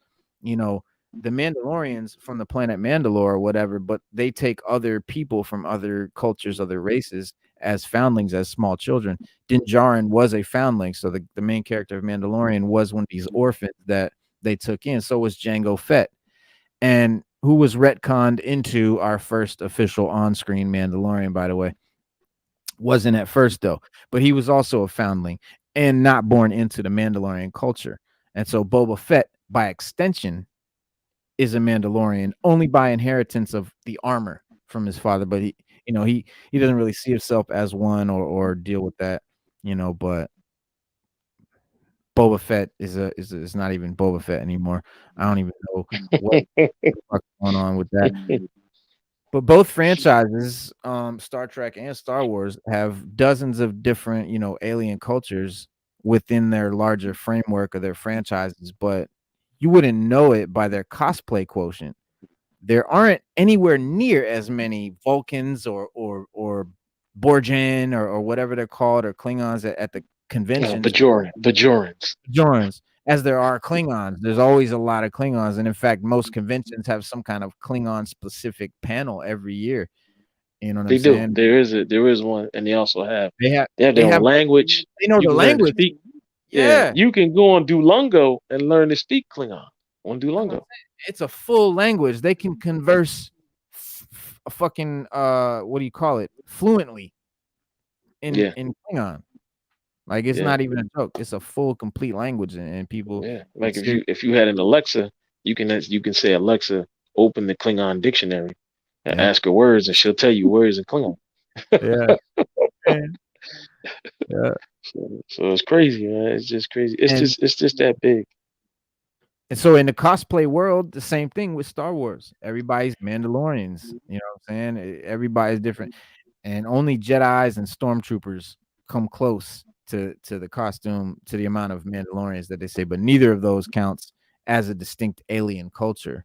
You know what I'm saying? But much like the Klingons, they're just visually impressive. They look dope. They got the dope helmets and you know what I'm saying, all the different elements that make them look similar but different. You know what I'm saying? While they got their individuality with their different paint, the different colors, the different logos they put on, and all of that. But I think the idea that both Klingons and Mandos are families is probably also attractive to people, because it's like a group. You know what I'm saying? To be in Starfleet, you have to go to the Starfleet Academy. To be a Jedi, you got to be born with the Force. But to be a Klingon or a Mandalorian, you just have to be accepted by the tribe, and we can see the appeal for a lot of fans in that way. But you got to remember, there's some Klingons, regardless to whose house you in, they still gonna like they'll talk, like if it was you, they would say something like they would want to test your mental. Right. So like Klingons eat their food live. They like to eat their food. They love something called gok. It's like these worms. And they would tell you, like, they'd be like, oh, Reno has some gok. Or is it, or do you like your food cooked?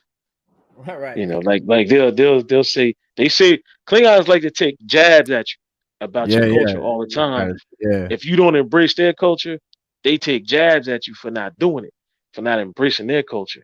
Right. They'll embrace yours full-heartedly, but they'll take jabs at you, and they'll say stuff like to you. They'll be like, yeah, I knew your heart wasn't truly Klingon, because they'll tell you it starts in your heart first.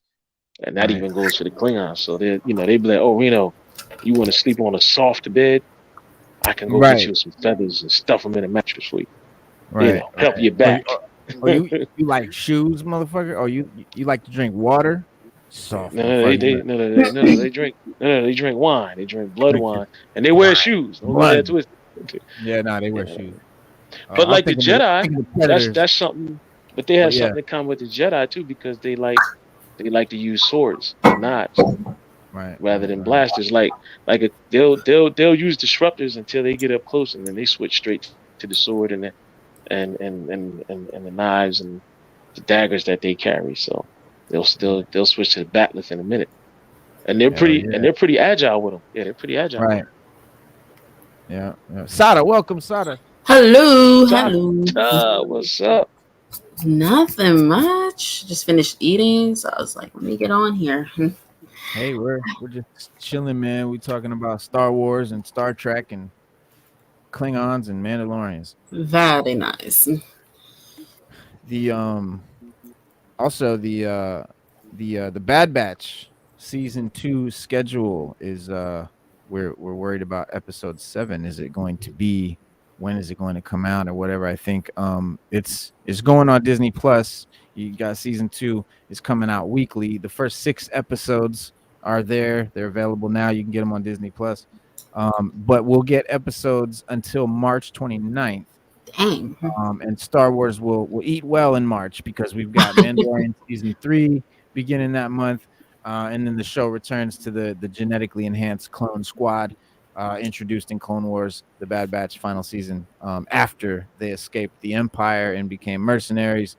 But the Bad Batch 2 episode release date, episode 9, I think, February 15th, episode 10, February 22nd, 11, March 1st, March 8th, March 15th, March 22nd, March 29th. Oh, so episodes 15 and 16 will both be on March 29th. I give you a double shot. Double header, Yeah. double shot. Yeah. We'll take it. Right, Double well, fisted. 2-piece. We'll take it. Yeah, 2-piece. we'll take it. Mm-hmm. Yeah, we'll take it. Yeah, we down with it. So the Bad Batch it occurs between Revenge of the Sith and A New Hope. So it's between the prequels and the original trilogy in that time. Yeah, that's where the Bad Batch. So after Order 66 by the Emperor is given and they kill all the Jedi, the Bad Batch are just some clones that didn't really, they were genetically enhanced for different reasons. They're not exactly like the other clones, and they're definitely not like each other. So that makes them, that's why they're the Bad Batch of clones. But so in terms of animated series, it takes place between the Clone Wars and Rebels. So if you want to watch all the animated Star Wars shit, you watch Clone Wars, then you watch Bad Batch, then you watch Rebels. And it's also before the live action travesty Obi-Wan Kenobi, but I don't really count that. I don't, man. I don't. But yeah, all the Star Wars movies. It's not. I mean, listen. Except for the last 3 episodes. Oh, jeez. I think those are the only ones people count. They only count the last couple episodes. Yeah. Were you talking about Boba Fett with Mando? Yeah, they only count the Mando episodes. That's the it. Mando episodes. Yeah. No. Yeah, they don't count. Yeah, they don't count the other ones. No, but I was talking about Kenobi. Bad Batch takes place before Kenobi. Okay. But Kenobi I hate as much as Boba Fett, so they're interchangeable. But you should. So Bad Batch picks up several plot threads from the Clone Wars 7 seasons. So you might occasionally find yourself wondering what's going on if you're just watching Bad Batch and you didn't watch Clone Wars. You still can follow the main stories of the core squad, Omega and Crosshair and all that, but you should definitely watch season 1 before jumping into the second season. There's 16 episodes. They're all on Disney Plus. But if you can watch Clone Wars, I recommend it. But Clone Wars is big. It's 7 seasons, a lot of episodes.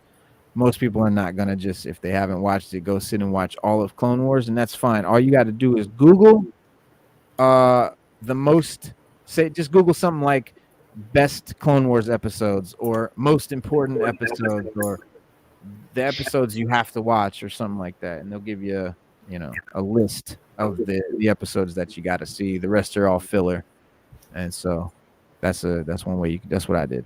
So. Blah bling. Sorry, it's my phone.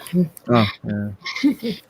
So I found this cool list of bounty hunters, like the 10 best bounty hunters. Ooh, What's a bunch of them? Yeah. list. That's what I like. That's what I fuck with. Let me see.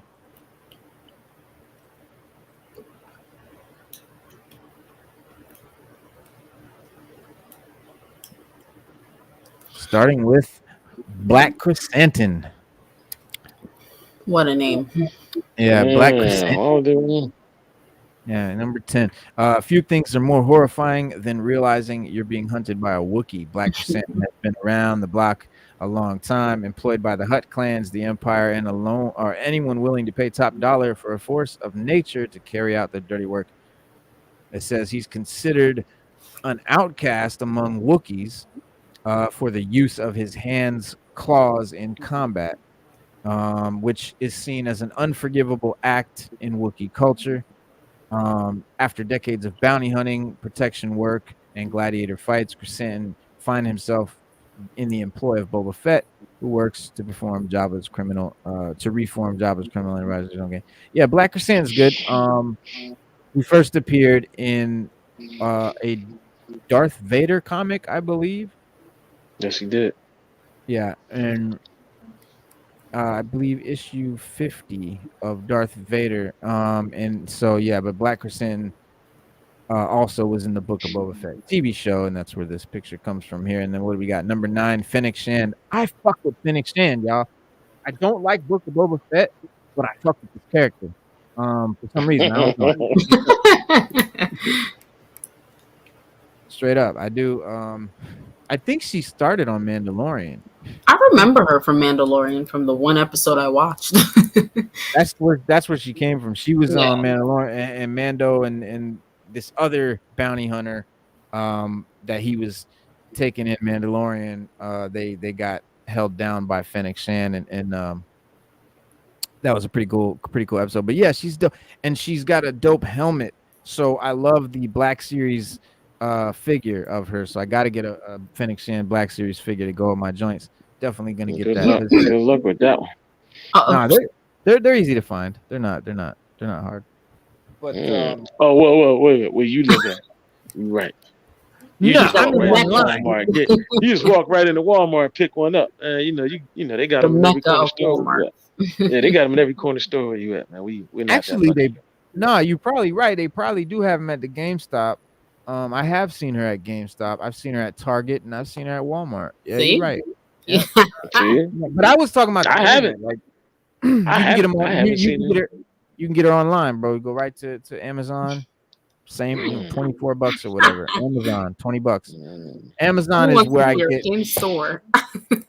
if I'm not going to a physical shop, I go on Amazon and just get them for the same price. Or you got Big Bad Toy Store is another great one, or Entertainment Entertainment Earth, right? That's a good one. But yeah, it says Fennec Shand began making a name for herself as a hired gun in the waning days of the Clone Wars, quickly finding employment as an assassin and tracker for the newly formed Empire. She would serve the Empire as an excellent contract killer for over 20 years until the Empire's defeat and the victory of the rebellion. That's why I like her. She's a hitman. Hell yeah. It says, with her primary employer in ruins, Fennec found herself left for dead after a bounty went wrong, was saved and nurtured back to health by Boba Fett. Having found a new friend and confidant in the fabled Mandalorian gunslinger, she now serves as his primary enforcer in his fledgling criminal empire. Yeah, I fuck with Fennec. Another one. Yeah, IG-88. IG-88. IG-88 was the man. Yep.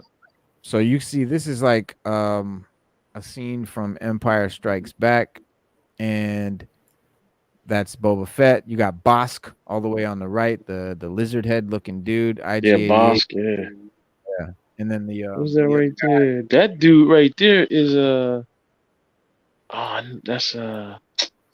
what is his name? Dengar. Yeah. Dengar. Ooh. Yeah, Dengar, IG-88, Boba Fett, and Bosk. Yeah, they're all part of the guild. They're all part of the what you call it, the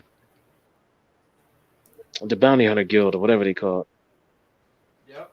Dang. Looks like he was injured by Boba Fett. Oh my god. When did this happen? The competition. Oh my god. You know, a well-known tidbit about Dengar. He's from the same planet as he's from Corellian. Aurelia, So he's yeah. from he's from Corellia, just like Han Or Solo. Han Solo, yeah. Yeah. Yep. That's IG-88. So he got his own comic, War of the Bounty Hunters, IG-88, and that's one of the variant covers. Let me y'all see that. Yeah, I like IG-88. Yeah, I like Dengar. Dengar was Dengar is a badass, man, and they just don't give him his props, man. You remember this one? I remember him from the Bosh. game. Yeah, Remember Bosh. Boosh? Yeah, So Bosh. so if you recognize this, because Princess Leia, Princess Leia. yeah, she wore his helmet, wore his outfit when she snuck into Jabba's palace to save Han Solo from the carbonite. Yeah. And but it's a real bounty hunter. So there's actually a whole character named Bosch or Bausch, however you pronounce it, with that same dope ass armor. So I was hella happy to find that out because I always loved that outfit, and I was always so let down that it was Princess Leia when she took off the helmet. I was like, what? Like I thought it was another dope ass, Boba Fett type. But anyway, it says droid bounty hunters aren't unheard of, but most serve at the whims of their owners or creators. First and foremost, IG-88 was one of the rarer independent droid bounty hunters, no different in goals or ambitions than any other, and he used his high-end components and lack of biological susceptibilities to earn a fearsome reputation. I think we saw him in Mando, or that was IG. The other It was in IG. Mando. There's No, another. that was the IG. original. I think that was the original, right? No, there's another. I think it's IG-11. That was in Mando. Let me double check, but Maybe because I always thought it was IG-88. right. IG-11. Yeah, so IG-11 is the guy that you saw in the Mandalorian from the bounty hunters. He's like IG-88, obviously the same type of droid, but he's a different one. He's IG. Basically, he's based and closely resembles the IG-88, which was from Star Wars, so much that fans and journalists initially mistook IG-11 for the other droid when the character was first unveiled. Although capable of destruction, IG-11 also occasionally provides comedic moments in the middle. So yeah, different name, different droid, but same. Yeah, because the IG-80, the 88 model would have never self-destructed. He would have never destroyed us. The IG model, yeah.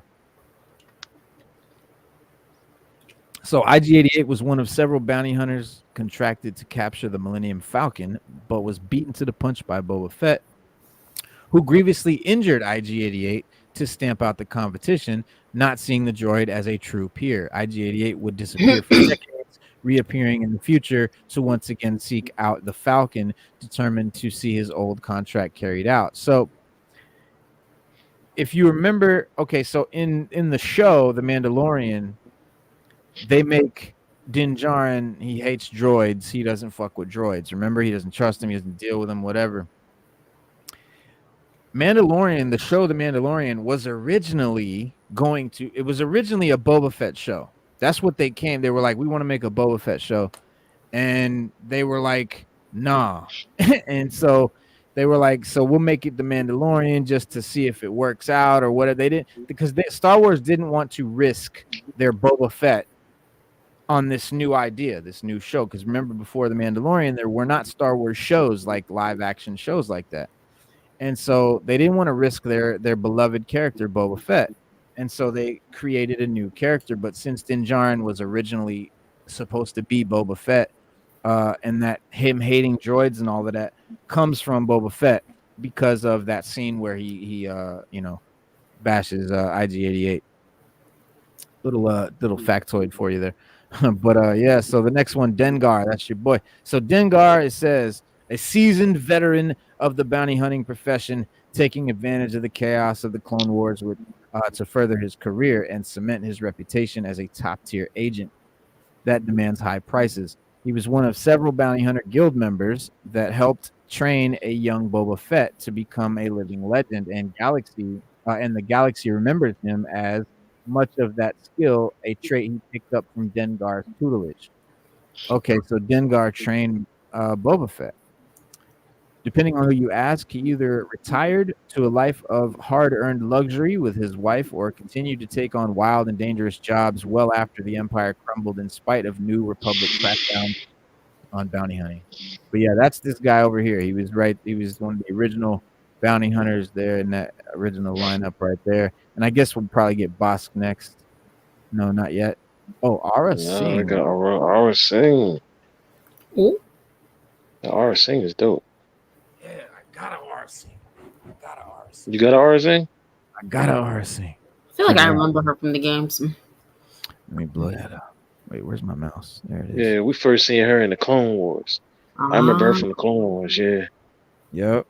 I just thought I was like deadly with the pistols. Deadly with the pistols. Right. Look at that sniper rifle too. Bow. That long gun ain't no joke. But I thought she just was looked mad too. Yeah, nah, she was in episode 1 as well, but she didn't talk. It says Aura Singh was already a veteran of over 20 years in the bounty hunting business during the Clone Wars and was one of the most sought after by clients looking to hire the best of the best. She would aid young Boba Fett in becoming a bounty hunter like his esteemed father and helped in his attempts to assassinate the Jedi Mace Windu. She wasn't afraid to go hand-to-hand either, getting into a fist fight with the Jedi Plo Koon when negotiations turned violent. With the rise of the Empire, Aura continued her work for a brief time before the con artist and smuggler Tobias Beckett allegedly pushed her over a cliff during a heist, resulting in her death. Huh. So Tobias Beckett was played by Woody Harrelson in the Solo movie. She was also a little known fact too. She was also a former Padawan. In the comics, they mentioned that in the comics, but right. I don't know. Cool. But that's what made her. She is very, like, reading about her in the comics. She's very ruthless. Very ruthless. Yeah. Toothless and ruthless. What a combo. She got the antenna coming out of her dome piece. It's crazy. Yeah. So this guy, she's like Yoda too, Reno. They don't know what her species is. Like, nobody knows what her species is. Okay. One of those. Yeah, one of those mysterious. This dude, I don't know. Embo. Again, this is probably a Clone Wars from the Clone Wars. So it says sometimes the rule of cool can be practical, and Embo knows it. Embo was well established and a top-tier bounty hunter by the breakout of the Clone Wars, taking high-end jobs and preferring to collaborate with his fellow bounty hunters to carry out larger jobs. As far as bounty hunters go, he was one of the more honest bunch, willing to cut a massive payday among his associates. Embo's tracking skills, hand-to-hand combat techniques, and his specialized hat, which doubled as a shield and sled, made him an adaptable force in a fight. His hat's like a big-ass dish. And well after the fall of the Empire, he continued bounty hunting with funding from the New Republic before seemingly retiring to live as a farmer in the years before the rise of the First Order. Huh. And it looks like, I thought he was a droid, but he's not. He's definitely got some organ. No. In the comics, he doesn't like a lot of technology, and he doesn't use a lot of technology like the other bounty hunters. He's very physical. He doesn't talk much. But he's one of those, I let my actions speak louder than my words type people. Right. Like he had a pet name. Yeah, he had a pet. What did they call him? You probably know it. He had a pet, Anuba or something like Anobi. I don't know how to say it. He had a pet thing that was called Anobi. How's it spelled? A-N. It's either ANNOBA or ANOOBA.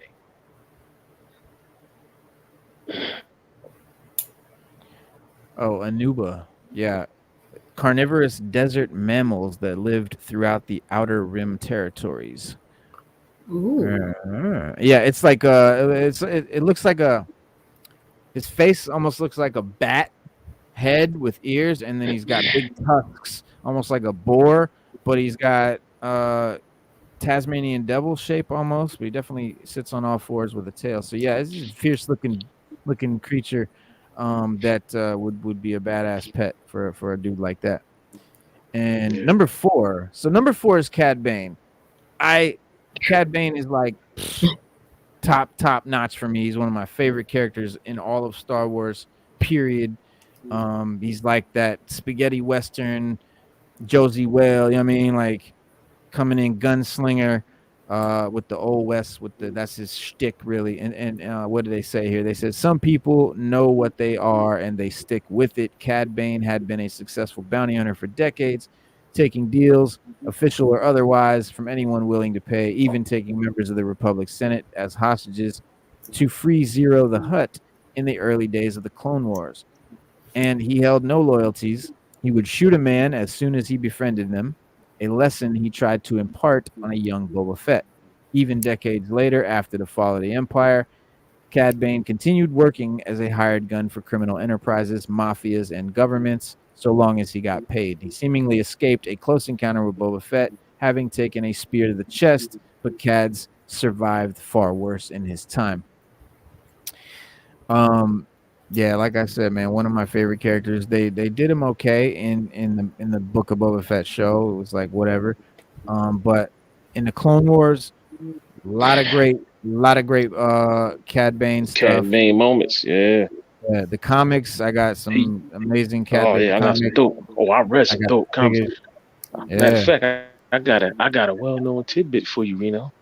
Cad, those tubes that's on his neck. He breathes through those so he can't be force choked by a Jedi. Oh, nice little tidbit. Yes, sir. That's what those are for. Those are not decoration. Those are not to make him look bad. Those are not to make him look cool. No. Those are not to scare people. That's anytime what you see force choke. Anytime you see tubes, apparatus, some shit on the helmet, whatever in Star Wars, it's not just for looks. They always have a very detailed explanation for why it's there, just for sake of doing it. I mean, initially it's there because of the design. You know, he looks cool. He's got the rocket boots. Don't forget it. Yeah, don't forget his rocket boots. That's a big part of Cad Bane. Don't forget the rocket boots. Yeah, he got the rocket boots. Yeah, they didn't mention his trench coat either. But he's got a rifle. He's got some pistols. He's just a dope bounty hunter. He's just a dope character idea, man. Because Star Wars is heavily influenced not only by samurai culture and samurai movies and stuff like that, but westerns, spaghetti westerns. And that's what, Han Solo, you always saw him carrying his blaster, was always low on his hip, and he had that gunslinger sort of way about him, the outlaw. I mean, that was your first. So George Lucas designed those guys after, the westerns and stuff that he loved as a kid. So Cad Bane is a perfect character. I know a lot of people were like, "Oh, he doesn't fit Star Wars. They just shoehorned this guy in. Oh, they made some caricature of an outlaw." No, bro, this is exactly Star Wars. This is Star Wars. The real deal. Oh yeah. If there's anybody, that's the real deal. It's Cad Bane. Cad Bane. Now I would put Cad Bane up where they got him at 4. He'd be up at 2 for me. Yeah, Bosk me too. At 3. All right, so they put Bosk at 3. I would not have put Bosk at 3, but Bosk is dope. Let me see what they wrote. Like all Trandoshans, Bosk is a cut above most humanoids with superhuman strength, natural toxic filters in his airways, and a regenerative immune system that heals wounds. So he's got a healing factor over time. Bosk is one of the older bounty hunters in the main Star Wars timeline. His species maturing quickly to allow for early maturation, which led him to finding work as a bounty hunter far sooner than most. So as a young kid, he was out there doing shit. He was another influence on a young Boba Fett who sought to follow in his father's footsteps, and Bosca's reputation made him top billing for the Bounty Hunters Guild for most of his life. He continued to work during the Empire's reign and would seemingly retire after a few years after the Empire fell, but retirement didn't mean he couldn't deadlift a Wookiee over his head if the situation called for it. His infamous immunity to toxins has made him a fan favorite in more recent times, thanks to his inclusion in a EA Star Wars Battlefront 2. It's interesting how Boba Fett has been like mentored and trained by all the most famous bounty hunters. In the comics, Reno, they I don't know if you've been reading Star Wars Bounty Hunters, but in those comics, the Bosch he actually raised Boba Fett, right, and Aurora Singh. He like literally, because remember when Django died, Boba was still a baby. He was still a little boy. Right. And Bosch raised him. Bosch raised him and Aurora Singh. You know, Bosch is a very skilled, hand-to-hand combatant. His species Trandoshan or whatever they call it. I don't know if I'm I know I'm butchering that up. And in the comics his name means devour his prey or something like that. That's what his name means, like devour his prey. But Bosch is actually, he's a very intimidating bounty hunter. He was very highly sought after by people who needed bounties collected because of his fierceness, his intimidation, and the fact that he always gets his man. And you can see that rubbed off on Boba Fett as well. Yeah. Because Boba Fett was just like another Bosch, but he wasn't a Trandoshan. Yeah, they pretty much hit it pretty much on the head. They got it right. It's just the order is a little the order is off. Different than I would do it. But, so Django, what do they say? They said a simple man trying to make his way in the galaxy, so he would say.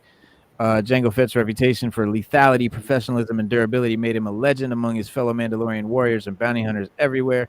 He would be recruited by Count Dooku to give his DNA and extensive physical training to an army of clones crafted in the secret world of Kamino. Jango would take one of these clones, unaltered by the Kaminoans, as his son to raise and carry on their family lineage.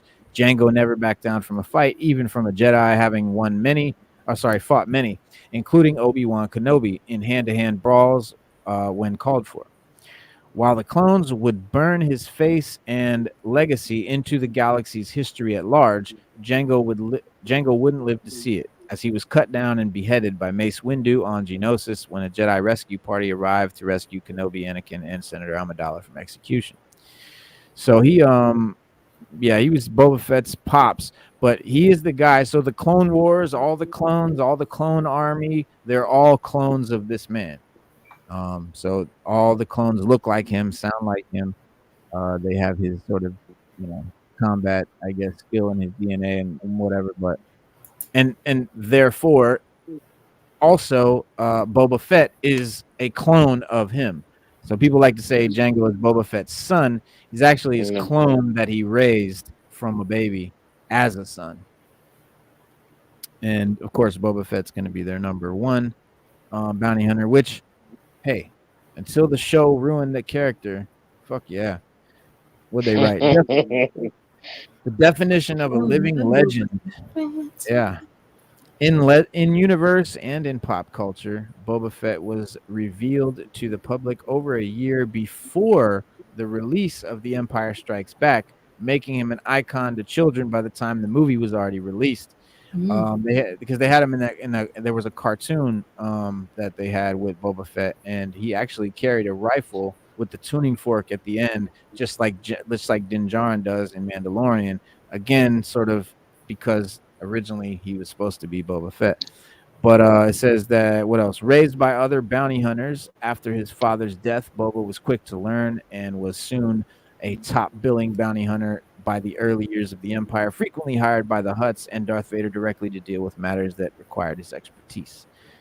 When he was bested by Luke Skywalker and thrown into the Sarlacc pit, Boba was rescued and healed by the nearby Tusken Raider tribe. So this is all from the show here, who became his new family. Upon their deaths, Boba hunted down his armor and ship and rejoined society at large, using his reputation to rebuild Jabba's old criminal enterprises for himself, hoping to run these ventures with a bit more class and decency than Jabba ever did. Why? Why? Why? After so many years, Boba is still quick on the draw and refuses to back down from a fight regardless of his odds. His name, ship, armor, and EE3 blaster have become icons larger than the man wielding them, and he is the standard all other bounty hunters are measured against. Yeah. Was he number one? Mhm. Yeah. Yeah, but Naturally. what about a size Ventress? Greedo. Well, They side hit Ventress, Greedo. she's not a Ventress. She isn't a bounty became hunter. no. She became a bounty hunter after Dooku tried to kill her, and then she left. And then she did some, and then she tried her hand at bounty hunter. That's in the comics, though. Yeah, but she's not gonna be. She wouldn't be on the list considered as a bounty hunter. Oh my wait. Oh, I remember her. Okay. Yeah, I mean, no, she did do bounty hunting. I mean, she definitely did do some bounty hunting. She took a bounty hunter after, because remember No, Dooku that's- tried to kill her, and then Yeah. she jetted on him, and then Mhm. when she was on a run, she tried her hand at bounty hunting and was good at it. Yeah. Mm. And yeah, I mean, there's a ton of other bounty hunters. That's just their list of top 10. Like I said, it's not the list I would have made. It's not the order I would have put that list in. But hey, Do you have a list off the top of your head? no. I'd have to think about it. And yeah, I'd have to think about it. Yeah, I'd have to think about it. Yeah. Another one I would have put up there would be, let me see, from reading comics. I would say Greedo. Greedo would probably be the only one I wouldn't understand why they wouldn't put up there. Because I mean, even though he died in Star Wars, like he was It's still. just you lost me when you said he Right. died. Yeah, beforehand, right? He did track down Han Solo. He just wasn't quick on the draw. When he fought, he just wasn't quick on the draw with him. So It said no, he doesn't qualify. yeah, Fennec Shand is another one I would have put up there. No, Fennec Shand was up there. Oh, she was up there. That's right, she was up there. Yeah, Bounty Hunters, The Prelude, and War of the Bounty Hunters, Alpha. All right, and then the Bounty Hunters Director's Cut. I love these action figure covers right there. Yeah, I always get those. I don't know why. I'm addicted to those, man. Ranko Harden is another one they ain't put in there. Sabine Wren, you got Jazz. It's a lot of bounty hunters, but I'm like Reno. I would have had a different list. Yeah, For different reasons, but everybody got their. It's like naming your 5 favorite rappers or singers. Yeah, everybody's got a different list. Yeah, it's all gonna be different, and for different reasons. But.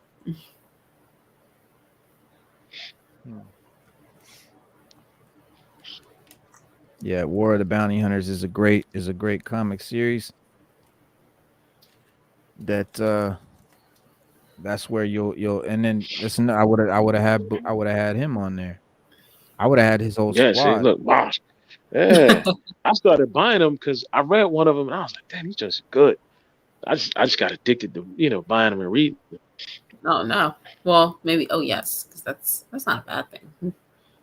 Yeah, and It's there's slow. a lot of time. It slows down a little bit, but it's still good. Jabba. Jabba, Yeah. The War of the Bounty Hunters. So there's actually a comic series called War of the Bounty Hunters, and then there's also these tie-in comics that go with it, like War of the Bounty Hunters, Jabba the Hutt, War of the Bounty Hunters, Bosch, War of the Bounty Hunters, IG-88. IG-88, yeah. So that's its own series. Like these are all number ones of all these different series.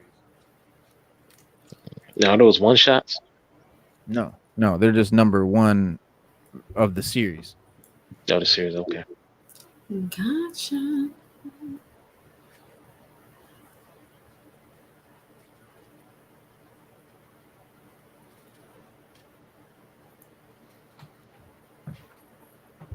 But yeah, that's that's their list. That's their list. I thought it was funny though. So the Bad Batch season 2, we were just talking about episode 7 and episode 8. Season 2 sort of gives us why it sort of makes the destruction of Kamino important, and it explores the repercussions of the Empire's destruction of Kamino, because Kamino is the planet that created the clones. It's that water planet, the one where all the aliens look like grays, gray aliens. Um, and in the season 1 finale, so finally making the plot point majorly important to the wider Star Wars galaxy. We first heard of Kamino in the episode 2 movie, right? Attack of the Clones, Star Wars episode 2, the movie. And Kamino was the cloning program for the Clone Wars. Palpatine had sought to abandon his, approach after founding the Empire, and Kamino was destroyed by Admiral Rampart in Star Wars in the Bad Batch season 1 under the order of Tarkin, General Tarkin, which is a member of Palpatine's inner circle. And the destruction of Kamino was an act of genocide, you know what I'm saying, in that it slaughtered all the Kaminoans and has been of surprisingly little overall importance to the story of Star Wars. But until season 2, sort of mid-season 2-parter, we got was 7 and 8, which we saw Captain Rex and the Bad Batch sort of drawn into a political conspiracy as they seek to help an Imperial senator and, solve the mystery or uncover the truth of Rampart's crimes on Kamino. And it was Rampart that planned to replace the clones with conscripted Imperial military, composed of stormtroopers. Basically, this guy believed that the Kaminoans' conspiracy could undermine him, and this finally gave Kamino's fate, the importance that I think it should definitely have always had. But I think Bad Batch initially explored the impact of the destruction on Clone Force 99, meaning that the story lacked scale. But the Bad Batch season 2, episodes 7 and 8, reintroduced this whole thing as a major controversy. The whole thing about Kamino and destroying it and all that. And I don't know, man, it's dope because it's something that should have already been a major thing, but they just sort of glossed over it. It was cool to see that. And they're talking about how the stormtroopers are better or cheaper, or it's like better, for the Empire to use these conscripted soldiers, stormtroopers over clones. For whatever for different reasons that they have and that they sort of explore. So it's dope, man. If you guys ain't been watching Bad Batch, if you're into Star Wars, definitely want to catch up with Bad Batch, because they really help explain a lot of stuff from the movies and stuff like that. They bridge a lot of gaps, fill a lot of holes and all that stuff. So that's why I like the shows and all of that. And like Stu was saying about Star Trek, all of the books and comics and stuff sort of fill in the gaps of the shows and the movies. But yeah, Bad Batch is one of those.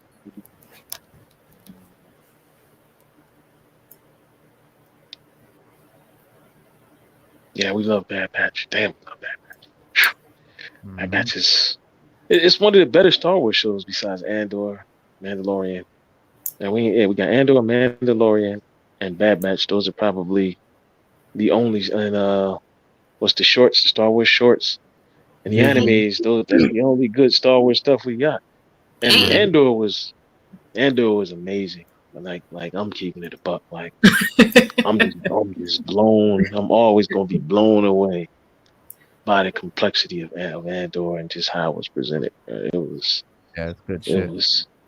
was definitely a Star Wars soap opera, but it was good. Oh, well, there's a way to describe it. It's good. But no, It's good. that's valid because Star Wars is like a soap opera too, and it's mad complex, and it's got a lot of politics. I mean, the Sith. Think about the Sith using politics to beat the Jedi. Like that's what they did instead of just fighting like in a battle where like you would normally see. Star Wars actually takes the villain and he uses politics to, outmaneuver the Jedi Order. Palpatine becoming the Chancellor and all of that. And then, secretly he's the Empire the whole time. That was a Sith plan. You won't get that in no other franchises, bro. Star Wars is just that franchise that you'll always get that deep, complex shit that makes it dope. That's why we talk about it, man. We get into it, man. We get into Star Wars. We love it. We talk about it on Wednesday. It's Wars Wednesdays. Yeah, because it is. Yeah. But Andor, if you haven't, anybody in the chat, if you haven't watched Andor, just watch it, man. It's good. Because everything in it is important to the movies that's supposed to come after. Even its own movie, Rogue One, like the heist, them stealing the money, all of that's important. Everything that leads up to it is important. Everything after it is even more important. And it's just but the way it's presented is so poetically smooth and rich and full of Star Wars lore. It's just not even funny. It's just, you gotta appreciate that, man. It's like Yellowstone, but Star Wars. It's like the Star Wars version of Yellowstone. It's good. It's real good. Real good. Before we dip out, man, check this shit out. There's another little piece of this Star Wars Jedi Survivor.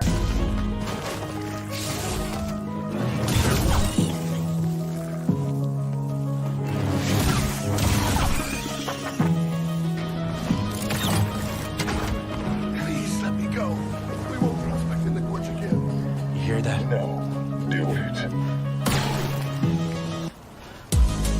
Clear. Another one down. Raven. That's what I'm talking about.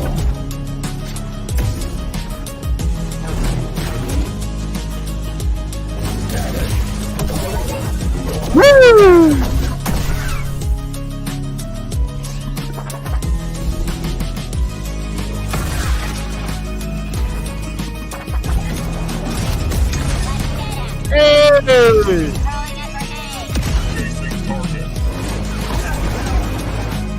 Puerca.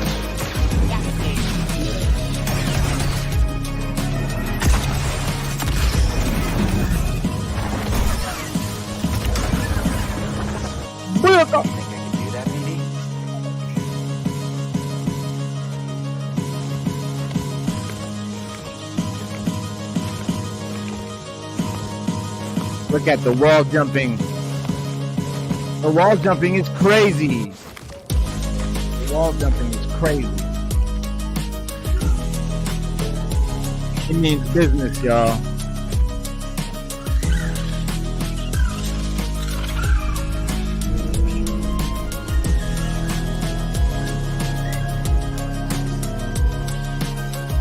Beady.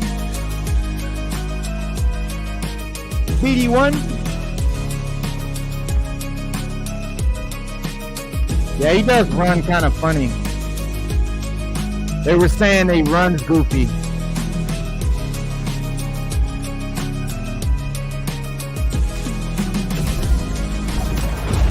Yeah, he do run kind of goofy.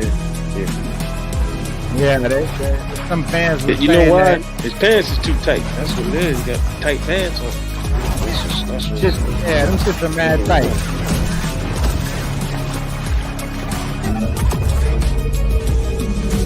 Skinny jeans.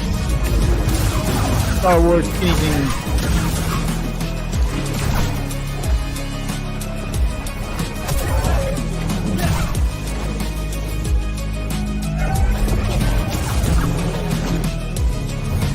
Never. Hell yeah. You know, metaphysics. I want to see that. Like, see, I like the way they cut them in half. I like that. I like the way they love that. I love that. cut And 'em in half. yeah, man. Oh, that would be great, metaphysics. That would be amazing. Oh yeah. If you ain't got the Series X, you gotta get it slayed. It's a whole new. It's like the PS5. You know, I was always an Xbox dude. Just because when it came out, I was like, oh, that's Microsoft. I got to roll with Microsoft. Like that's but. And you could mod the original Xbox. Like I had, 3,000 video games on the first Xbox that came out. Like you couldn't do that with the PS2, which was its counterpart. So I was an Xbox dude all since day one. But the PS5, my son wanted it, so we went to the dark side and got the PS5. And but I love it, man. It's been great. But I mostly rock with the PC. I game on the PC. That's my favorite way to do it if it's possible. But some of the PlayStation exclusive games you can't get on PC. Another reason that we did go ahead and decide to go with the PlayStation 5 was of the exclusives. PlayStation has a ton of exclusive games. Xbox just basically has Halo, which isn't really enough to make me buy it over all the tons of fucking games that PlayStation has. They're fucking greedy, bro. PlayStation, Sony, Yes. they hog it. They keep all the games, and it pisses me off. Sony is a greedy company. Bro, they keep all the Spider-Man games. They got all the God of War games, all that shit. But mainly like RPGs. If you like first-person shooters, Xbox is definitely your system. If you like RPGs, especially JRPGs, PlayStation is definitely your way to go. But yeah, man, I recently did it, man. Like I said, man, I've been an Xbox dude since day one, but we rock the PS5 just cause had to make a choice. That's the one he chose. Different generation, I guess. But hey, I'm not mad at it. The controller's crazy dope. The controller, what the Xbox doesn't have, is the sort of sensitivity of the trigger, man. Like just even the trigger, like how different, like where you pull the trigger, it's everything is so sensitive and just it's dope, man. It's amazing feeling. Some of them joints. Yeah, but, it's they engineered it to be force feedback with certain games that you play. So Right. like if you were Right. pulling a bow, you can feel the resistance, certain Right. trigger pulls and things of that nature. They did that on purpose. yeah, that's one of the cool bonuses. But don't be that way, Slade. Don't be that way. I'm not. He said, "Don't dip out forever." Yeah, nah, we not dipping out, bro. We not dipping out. Like I said, man, the only changes to the channel I'm talking about is by this summer, I want to have another channel up that has bite-sized videos, 8 to 10 minute videos. That's all that's on there. No live streams, no hour-long, 2, 3, 4 hour-long joints, just regular bite-sized videos, and see if that doesn't, get a better response, pick up more, have better. So that's just what we're gonna do as an experiment. And but we're gonna keep doing our show. I mean, the show is gonna go on.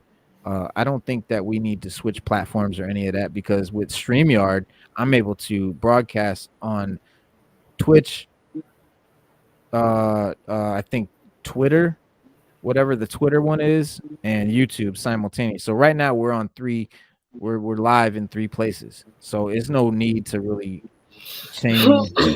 change platforms or anything like that. Sada, talk to him, please. Okay. But I'll see yeah. what I can do. Yeah. No, I just think that we should be a lot bigger than we are. For the time we've been doing it and for the work we put in, that's a fact. And so, and I think the reason is just simply the algorithm and the way we, the way we deliver the content. It doesn't fit the format that YouTube wants to push your shit, and they don't push our videos. No one sees our videos unless they come looking for it and type it in specifically. And so it'll never grow. And you know what I'm saying? Unless I forcefully bring people to the channel, like it's what I've done to this point. But you know, nah, Sada's not going nowhere. Still, Where am I going? we're not changing the format. Nothing's gonna change. We're gonna still do the show. It's just that I'm going to start another channel, and I need y'all support. I need y'all to help me start this other channel. So that's gonna be the thing. We're gonna start the other channel. It's gonna be a channel that shows this content. So nothing's gonna change as far as that goes. It was either that or just stop doing the lives on this channel, period, and just only do the lives on Twitch or somewhere else and edit the videos and put them on YouTube, which I don't really want to do it like that. I still want to keep doing the lives on YouTube like we do, but we need to also do something else that fits the algorithm, fits the small video format, all of that shit. So because I want to make more money, I want to get in the algorithm where we start blowing up and building, and I can actually start getting a revenue stream monetized and make money, so we can bring you better content, do shit like go to Comic-Cons and stuff like that. I mean,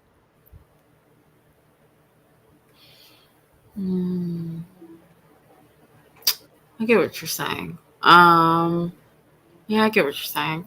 I feel like if you do because typically when people do a second channel, that's where they put content that is drastically different from their main channel. Like, because I know on my channel, I used to talk about reality TV, and that's way different than what I usually do, which is comics. Now, if I were to do a second channel to put all that on there, that's one thing, because that's, trying to bring in a whole new audience that may not tune into, the comics and stuff. So I feel like, I get you, making that channel for shorter content. Do you think like Joe Rogan has Joe Rogan clips? It's a whole nother channel where he just has like 10-minute segments of his longer shows. Right. Do you think like it wouldn't get traction on your main channel if you still had the clips? Like if you, break it down and put it through your main channel? From the people, the professionals that I've talked to, they said mixing it, like having the long shows on the channel and also having the short shows on the channel, the average viewer will come to the channel and not know what they're going to get. And some are short, some are long, and it's kind of like confusing some people, and people want to know what they're going to get from a channel. And so even if I stopped doing the long videos altogether and just started putting up short videos, they said if they come on your channel and look through your past videos and see all this different kind of content, it's still they'll be confused maybe of what kind of content they'll get from your channel. And I don't know how.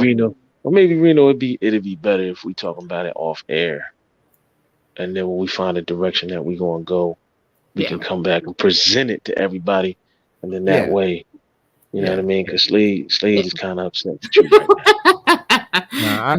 He didn't compare you to. He didn't compare you to Darth Vader. He didn't call you Darth Vader. Yeah, man. He Obi. What he said? What did he say? He clicked it down. What did he say? The Obi-Wan. Oh no! He said, I'm Obi-Wan and you're Anakin. Oh no! You're my brother Anakin. Fire! Oh, he's throwing your ass to the fire. Listen, I'm gonna break it down a little more elegantly than Reno, man. We love Reno. He does a great job. Fuck you. Yeah, I mean, I'm basically, Reno's just saying a lot of people when they make YouTube channels, they make them to monetize, and that's just it, and that's the whole purpose of doing this. And he wants to pull in some revenue. We can't really discuss the details right now, but once we find a direction, if you guys are going to support us, we're going to give you more things to support from us. That's basically what's going down. And that's how it's gonna be. And I know Sada would too, and Reno would love to go to a Comic-Con or travel to a convention or something. Or there's a lot we can do. There's a Mhm. lot we can do. We just haven't explored those avenues yet. And I think what Reno is trying to say is that that's what he wants to do, to bring you guys more content. That's what I keep saying And ad nauseum. That's what I keep saying. That's all I'm doing. That's all I'm saying. We just are going to bring you more content because I can only do so much if this isn't making money. All I could do is sit here in this room, talk to you about stuff, and that's cool. But I also need to make a living because this takes up a lot of hours of my day, of all my week. So it has to make money or I can't put in the time because I have to put in that time making money because I have a family and a child, what I'm saying, a life to support. So, I mean, bottom line, you need to make money with what you're doing if it's taking up a lot of your time. And because it's taking up a lot of time, it has to make money. Now, that's one aspect. The bonus for you guys is the more money that this channel brings in, the better content the channel can give you. I mean, that's just the bottom line. There's no two ways about it. More money equals better content. More, I can go like I said, we can go places, we can have different, interviews, meet different people, be out and about, be at Comic Cons, be in Vegas, be here, be there, doing all the shit that we should be doing. And I think that we deserve that shit. I mean, we deserve to be making money at this because we are putting in the time and the content, and that's just what it is. I mean, that's just all there is to it. So don't look at it as anything negative. You're not losing anything. You're gaining. That's it. You're just gaining more content. That's it. It's better for y'all. If we make money, it's better for y'all. I know it seems like, oh, you want to do it for the money and you're selling out. Like, it's not really like that. It's just, people got to eat. You know what I'm saying? People got to eat. It is what it is. I mean, so that's the catalyst for why we're doing what we're doing with the channel. And the reason I brought it to y'all is because y'all are it's just our, y'all are just our regular, viewers that we kick it with. I feel like y'all are part of the show. I feel like y'all are part of the show. Y'all are part of Sixth Element. Y'all are the Six Elementals. You are part of this family. You know what I'm saying? We talking about it, and that's what it is. But I think by this summer, you guys are gonna see, you're gonna be happy. And Slade, I love you, man. You're the biggest troll I know, man. Trust me, bro. You're gonna be happy. You're gonna be happy. Oh, what he saying? What he saying now? Slade going in. He trolling. Telling Reno to forget everything. Like, forget that money, son. Forget the content. Forget everything. Wait, go back. Whoa. What he say? Go back. What he said? What? Forget the growth. Forget the algorithm. Not giving everything. Word. What did he say, Rita? He said, what was the one haven't I given everything? Yes. Yeah, he Queen Rwanda now on that one, man. Haven't I given everything? She's like, haven't I given everything? Doing this to me. The Queen, yeah. It's a good thing, y'all. It's a good announcement.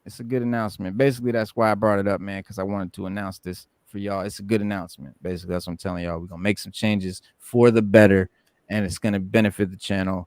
You guys are gonna dig it. It's gonna be great. That's why I'm telling y'all it's a good thing. Don't worry. We jumping off in the matrix, y'all. We're gonna make it happen. But I think it's almost 9 o'clock. What y'all got, man? I got one more thing before we go. All right, what is it? The more I watch Black Panther Wakanda Forever, the better it gets. I mean, I still wish they'd have went with that original story and just recast it. But did watching the movie, making of it? No, I didn't watch the making yet. Oh, okay. You know what it was? It came out on Disney Plus, and I streamed it. But I gotta have superior picture and sound because I got surround sound. Right. So I bought the disc. I actually went and bought the disc, and then watched it again on the hard disk. And I noticed. You notice a lot of things. There's a lot of things I noticed that they did that could be potential spinoffs for another movie. Right. There's a lot of characters in there that are from the comics, that are from the Wakanda comics, and I've been reading the comics as well. Like I'm really brushing up on that, man. Like I've been cutting back on the DC comic range, and Yeah. I'm shocked. I've been getting those Wakanda joints, man. Like I didn't know that the first real Black Panther was from the Jabiri tribe. I never knew that. I never knew the first one was. And if he all right, like one of the things you got to understand is like, well, a lot of people's complaint, and then I've been reading, I've been doing, watching little blogs and all that. I was on one blog and somebody came with a good point. It was like, why is there so many women in this movie? And then when I went back, I was like, yeah, there's a lot of women in this movie. There's the MCU. And so I was like, yeah, there's a lot of, but they had to do what they had to do. And then a lot of people were asking questions about, Shuri. Like it was like, if her brother could fight, how did she become so, against Namor? Because she was like, Namor would have been a more seasoned veteran in fighting than she was. But you got to remember, she dried Namor out, so he wasn't as strong. Namor has to constantly, unlike Aquaman has to return to the water once every 24 hours to keep his strength and everything that he has. Right. Namor has to constantly be in and out of the water. So when he goes in, it's sort of like if you playing a video game and you cast a special ability, how it's got a meter where it runs down. That's Right. Namor. Yeah. So the more he's out on land and the more he dries out, the weaker he gets. That's why when he was attacking Wakanda, he kept jumping in and out of the water, to regain his strength. And but now in the water, he's super powerful. He really can't be stopped in the water. But once he comes out of the water, that's a thing for him. The people, like many creatures. Right. Like now the Teleconans, people would keep asking the question, why were they blue and then they were regular color? Okay. When the Teleconans come out of the water, they turn blue.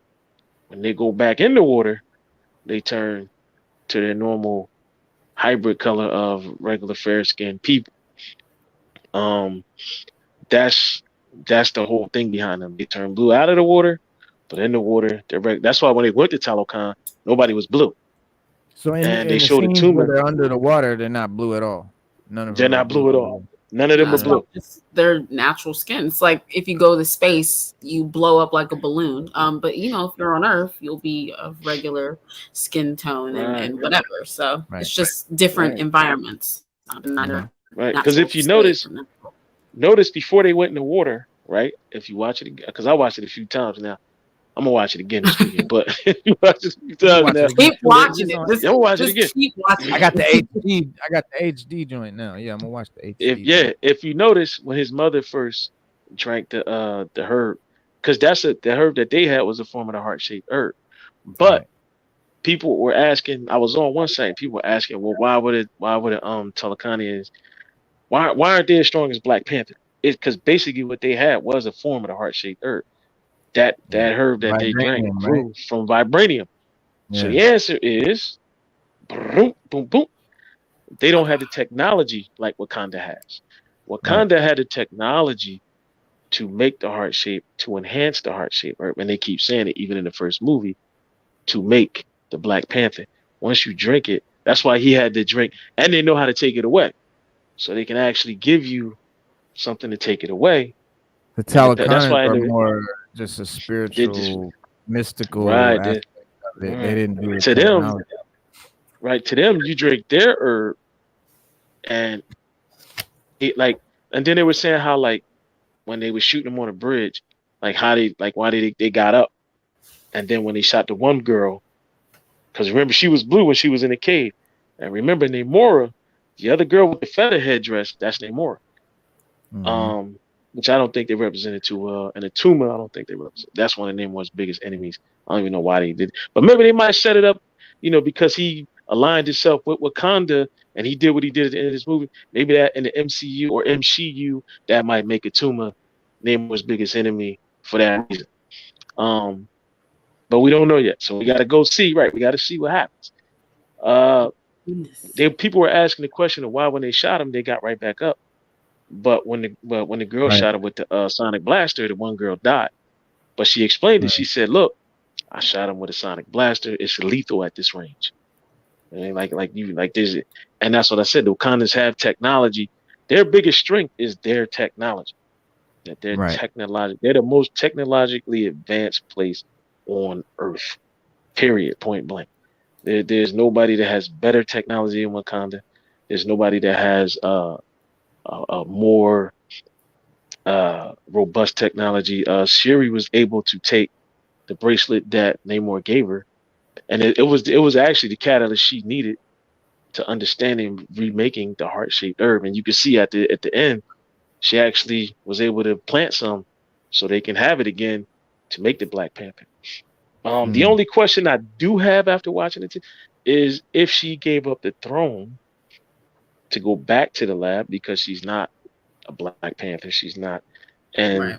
the M'Baku to take the throne because we all know the Black Panther, whoever is Black Panther, sits on the throne, and he has to unite the five kingdoms. He has to unite.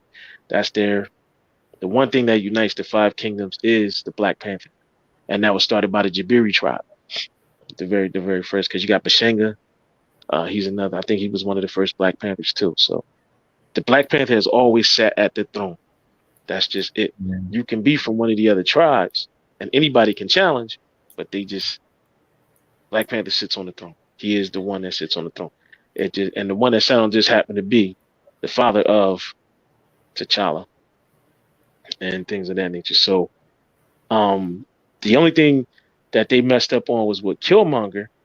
T'Challa was right. He shouldn't have been able to challenge for the throne. Yeah. That was ridiculous. Because he wasn't there when it initially went down, and because he didn't spend enough time in Wakanda in their ways, and his brother kept him a secret for a reason. He shouldn't have been able to challenge for the throne. He had the right to challenge for the throne, but only when it was due time. So that's what split them up, and that's what started their little civil war. But they have another civil war, and those two girls I forgot. The ones we named, the one that had the two knives, I forget her name. Her and the other girl, the one that kissed on the forehead, they start another civil war in Wakanda in the comics. Oh. So, and they keep showing those two. They keep showing them in the movie, which means that we might get that next civil war again. Build it up. Maybe. Yeah. Yeah, but I don't know how it'll go down because in the comics, Queen Rwanda was the one that imprisoned one of them, and then the other one stole those what they call the nightshade suits that Shuri made. She only made two, so she stole one. She stole both of them. One of them, they stole both of them, went and rescued one, went and rescued the other, and then they used the suits to liberate other people who they thought were wrongly imprisoned or whatever in Wakanda, and they wound up starting their own little sect and starting their own little civil war. So we might get that in the next MCU movie, but we'll see. We'll see what happens. But once I watch it a few more times, and Namor, when they ripped off Namor's wings, I was on a site where people were asking that question.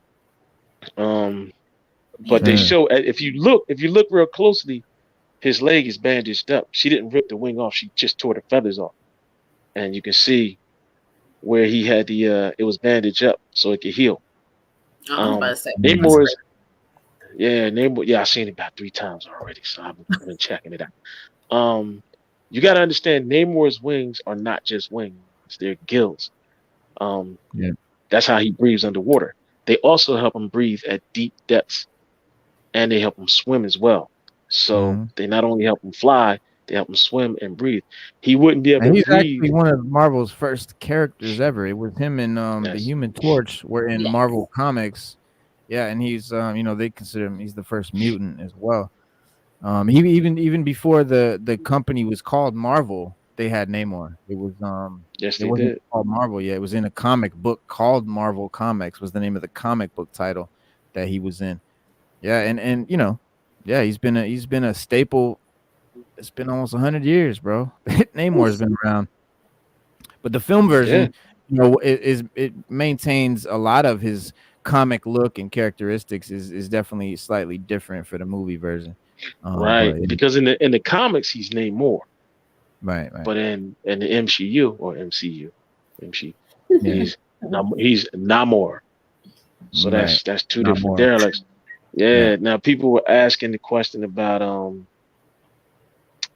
what was it? There was another question they were asking about the location of Talokan.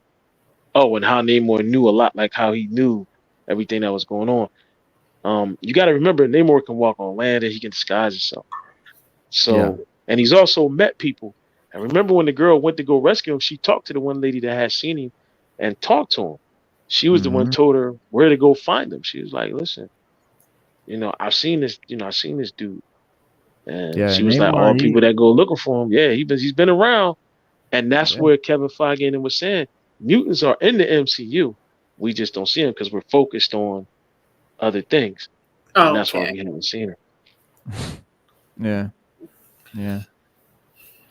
Well, it's yeah. I mean, I'm just glad that they're putting the mutants in, a little bit at a time and stuff like that. At least it's something. But yeah, I mean, in the movie, he's an Aztec. Talocan is a civilization that lived in the Yucatan Peninsula, on Well, yeah, land before it was And Reno, forced not to cut you off, and to Reno live too. That's underwater. another reason. That's another reason why people have seen Namor and spoke to him because he's known as the Feather Serpent. Right. So that's when he says a cuckoo Khan, that's what that means. It means feather. A cuckoo Khan is a feather serpent, and Namor is depicted as being. So when we talk about, and we've talked about it on this show, like when people see things or whatever the case may be, they might have seen Namor flying, and their Mhm. depiction of the feather serpent is Namor, even though he's not a god or anything like that. They see him as Yeah. that because back in the day they couldn't explain what he was. And remember, Namor's Mhm. been around, like Reno said, even in the Marvel universe, but in the MCU, he's been around for hundreds and thousands. He's been around for a long time. Remember, he Yeah. was there when the conquistadors came to South America. Right. He's been there that long. Well, So that's you why got to the remember. Talocan civilization Right. was on the Yucatan before they were forced to live underwater, and a lot of their civilizations were inspired by the Mayans and the Aztec cultures and stuff like that. That's why they have that specific type of jewelry and all of that stuff. But yeah, the Yes. movie version, he's half human, half sea creature, and who was altered by vibranium while he was still in the womb, and that's why he's super powered and shit. And before his people moved into the ocean, they lived on the Yucatan Peninsula. But Namor explains in the movie that all his enemies call him Namor because they saw him as a man without love. Because in Spanish, amor means love, No so more means love. Yeah. it's a portmanteau of no amor, no love. So that Right. shit is That's dope why. to me. Right. Namor is That's like why I no said love. right to me too. That's why it's dope to me. That's why I was like, wait, that's why I Fuck was with like, Namor, it's dog. Namor, right? It's And no love Namor in the came. comics, but it's Yeah, Namor. It's Spanish. It's not. It's Namor, not Namor. And that spin that they put on it is dope. Like I like that, man. no, I yeah, think no that's fly. love. But I Absolutely. done watched the movie about 3 times now. I'm gonna watch it Make it a again. I'm four. gonna watch it again. Make it a 4. I'm gonna make it a fourth. I'm gonna come out with some more. I'm gonna come out with some more tidbits for you. Some more. I'm gonna Yeah. come out with some more stuff, man. Yeah, why not? Hopefully M'Baku becomes the next Black Panther, or T'Challa grows up and defeats M'Baku and becomes the next Black Panther. Because they can do that. We can do. Let's see. He's what, 6 now. Yeah, they could do a So we time can. jump. They're good Yeah, for we that. can do. Yeah, we can do a time jump. We can do about a 15-year time jump. So that'll make him about 22. Oh gosh. But 15 in years. the comics, Sada, in the comics, what I've been reading. I've been getting. I had to put the DC down for a little bit. You In know, the we're coming over to comics, the Marvel world. Coming now over to the I Marvel tell you. universe. Well, I'll tell you a little something, and this is for Slade. I'll tell you a little something. This is for Slade, and Slade. This is why we're here, bro. Because this is what we do. If you look very, very, very, very closely at these Marvel movies that we've been watching, there are a lot of Young Avengers in it. They can do a Young Avengers movie Yeah, That's they probably why can they're. after That's set why phase them up. they're 4. there. Yeah, that's That's why why they're they're there. putting them in there. They're setting them up. Young T'Challa is one of them. Yeah. He was never Black Panther, but he had skills. And Mhm. in the comics, he hung out with the Young Avengers. He was one of the Young Avengers. So we can do a Young Avengers movie and get it popping. We just gotta, because we had Ultron. They introduced Scar. It's a lot of Young Avengers running around. We just gotta put it together. Mhm. Yeah, that's what they doing. They setting it up, foreshadowing, giving us the characters and stuff like that, so that when they put the movie together, people aren't going, "Who are they?" Yeah. You know what I'm saying? But Namor, bro, the reason why I love Namor so much, dog, people don't understand. Namor is a fucking beast, bro. Like even in the comment, even in the Coogler confirmed in an interview, he said that even for the movie version, the MCU version, he said there's no equal in terms of his capabilities, being able to breathe underwater and breathe at high altitudes and walk around on land. He's incredibly strong. He's as strong as Thor, and if he's around enough water, he can be as strong as the Hulk. And that's See? absolutely accurate. Absolutely. And yeah, and Namor, the producer Nate Moore spoke to Namor's motivations and how that they put him at odds with the nation of Wakanda. He said he's not interested in ruling the Nope. world for power. He's what I'm saying, he's not interested in money. He's interested in protecting his people. And Yep. what's more altruistic than that? End quote. Right. And as And at Marvel the was end of the saying, movie, remember.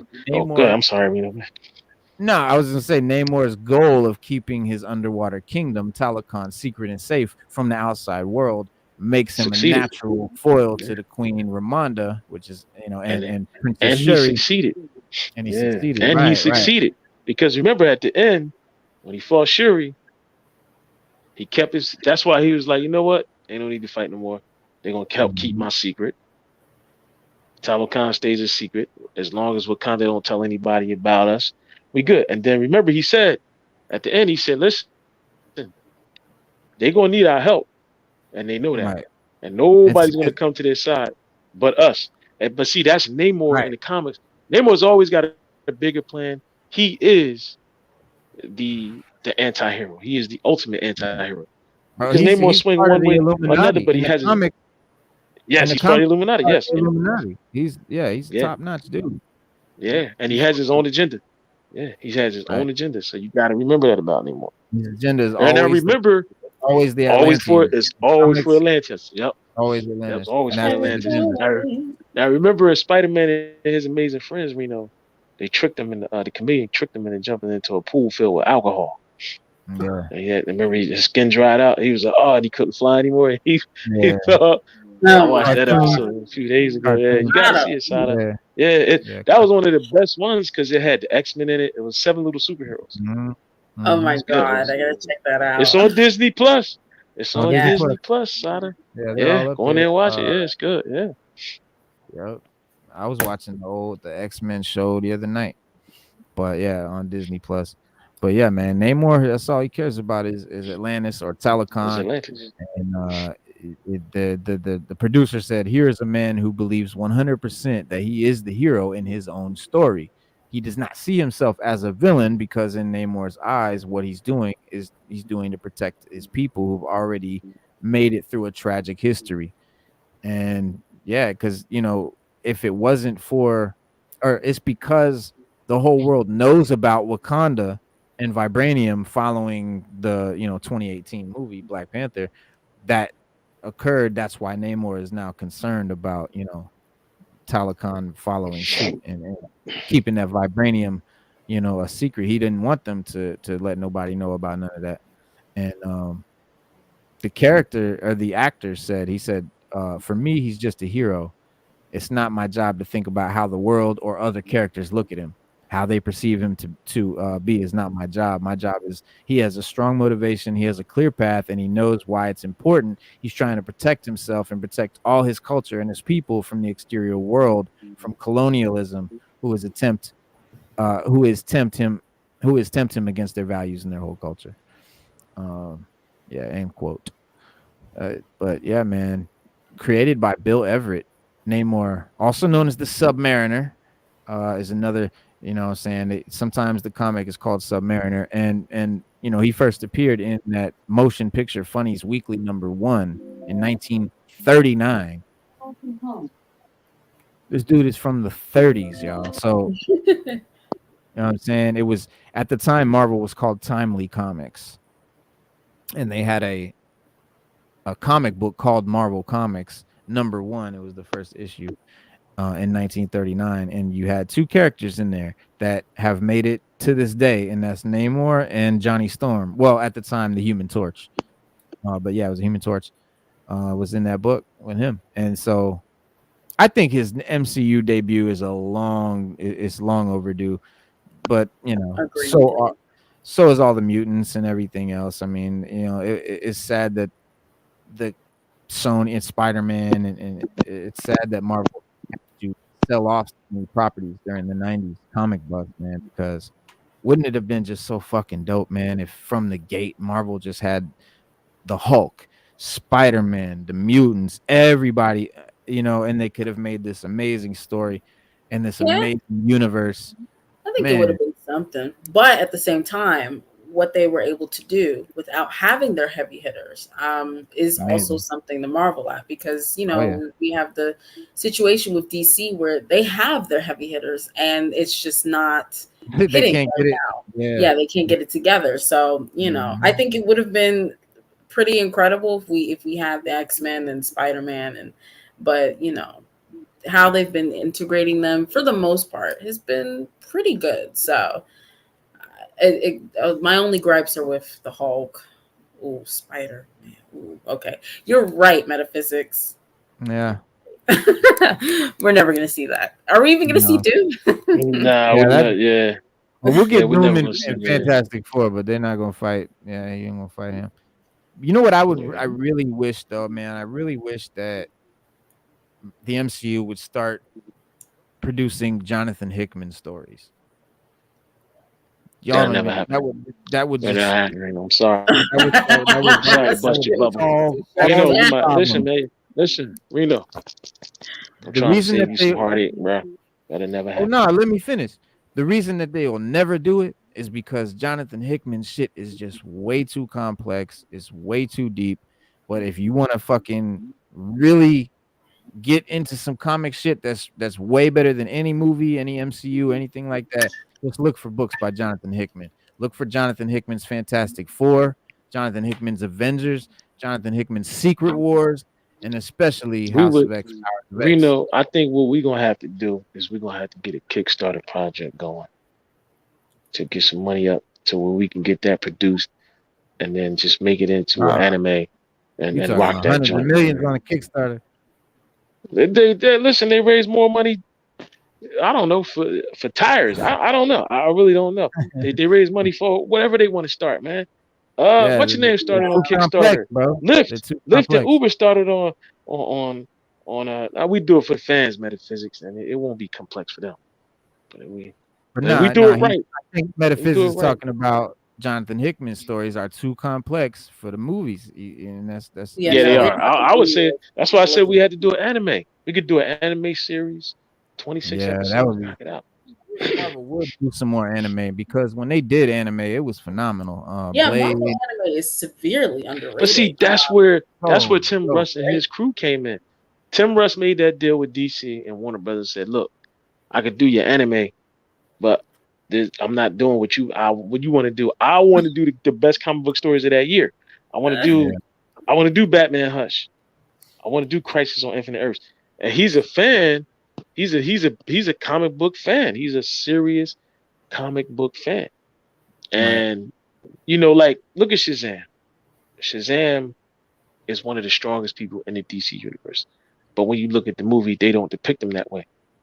If Black Adam, think about it. If Black Adam was as strong as he was in that Black Adam movie, right? Why they don't depict Shazam? Shazam has the same powers. So he has the power of 5 gods. Just like Black Adam has the power of 5 gods. So if both of them had the power of 5 gods, and Black Adam was a problem, Shazam should be a problem for anybody. Superman even said Shazam is a problem. He just doesn't know his own potential.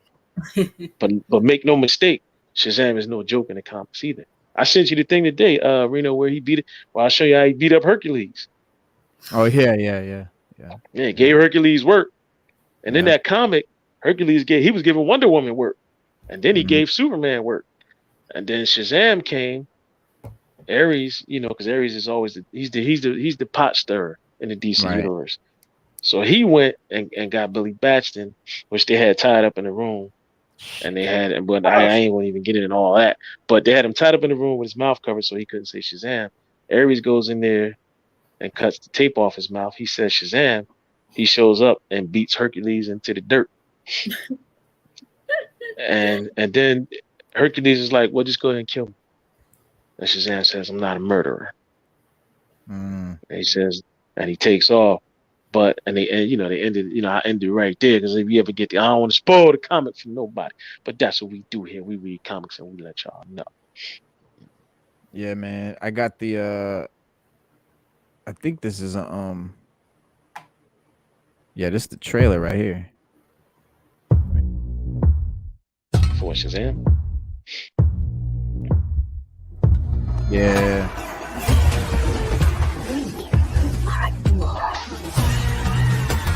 We will annihilate everything.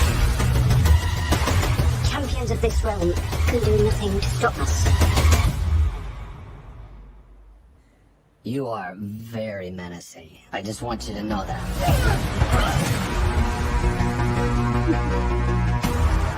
A lot has changed in the last few years. Trailer for Blizzard gave you superpowers.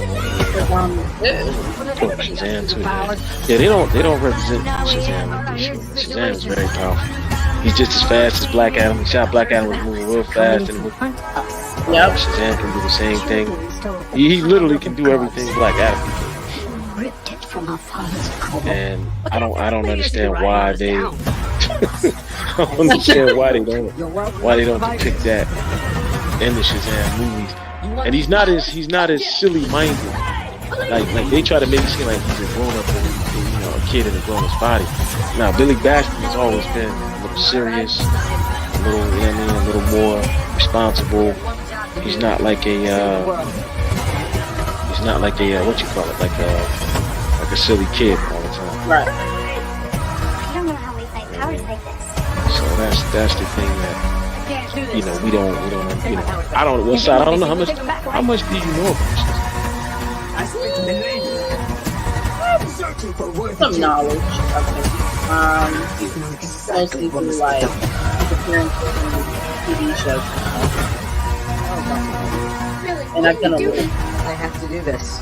We end this now. Yeah, the Shazam trailer is it shows. I know the suit looks better this time than it did last time with the glowing lightning bolt. Yeah, there's all this.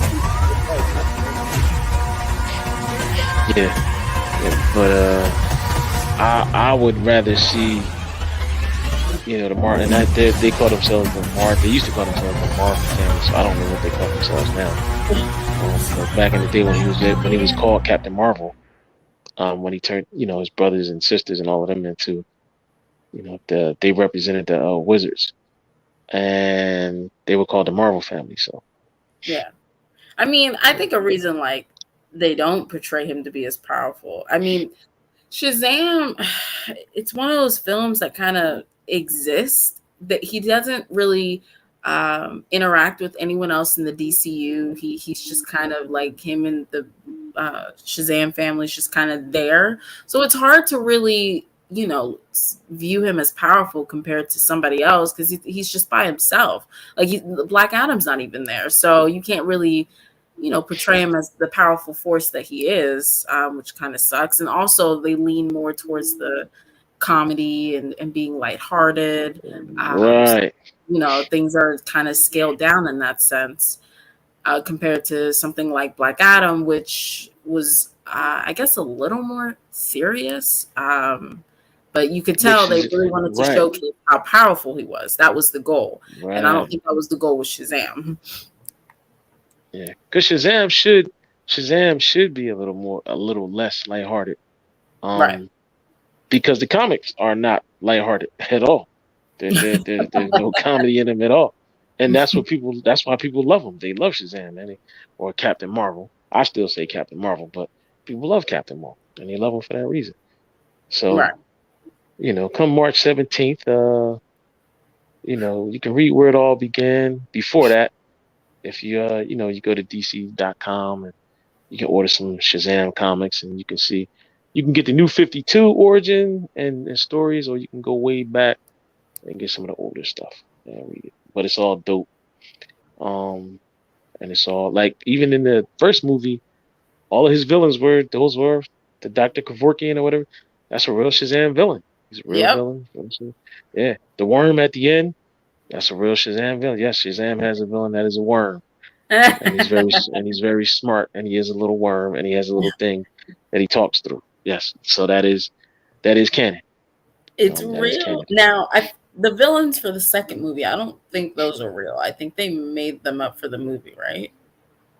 I'm trying to figure out. I've been trying to figure out for the life of me side of who they are.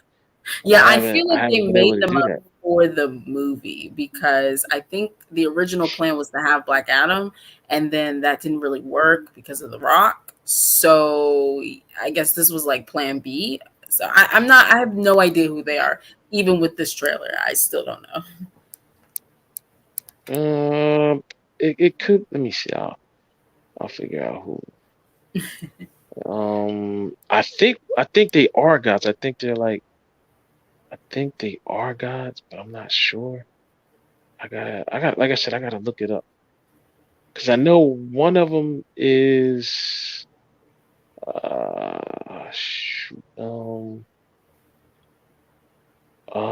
Athena. I think one of them is Athena, which is the daughter of Atlas. Right.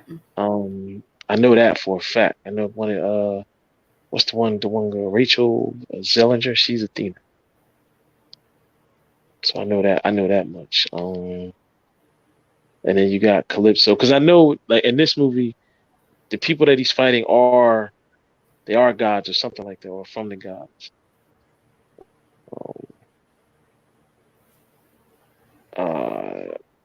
And Shazam, I guess, because I see in the trailer, you see them zapping the Shazam family, and they're turning back to humans, like they're turning Yeah. back to the regular form. The only person that can take away Black Adam or Shazam's power is a wizard. Is one of the wizards. So right. So they got to be the gods. They got to be the gods or wizards, because they're the only ones that can. But they can't take them. But they can take away the fam. I don't think they can take away Shazam. I think only the wizard can take away Shazam's power, or Black Adam.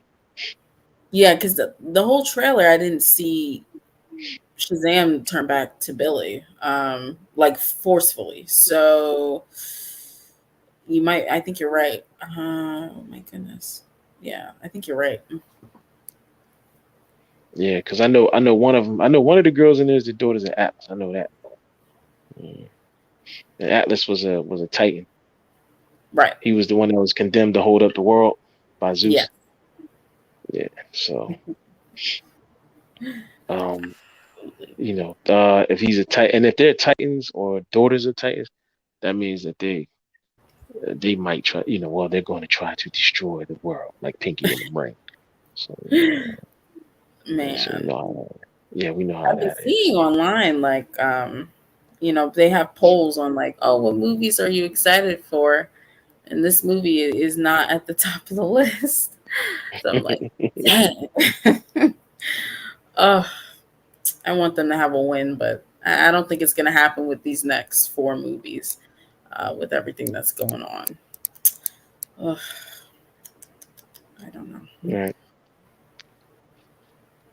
So, we don't have long to wait. We got everything. Why is everything the 17th? You ever know? Ant-Man's the 17th. Yeah. And Shazam is the 17th.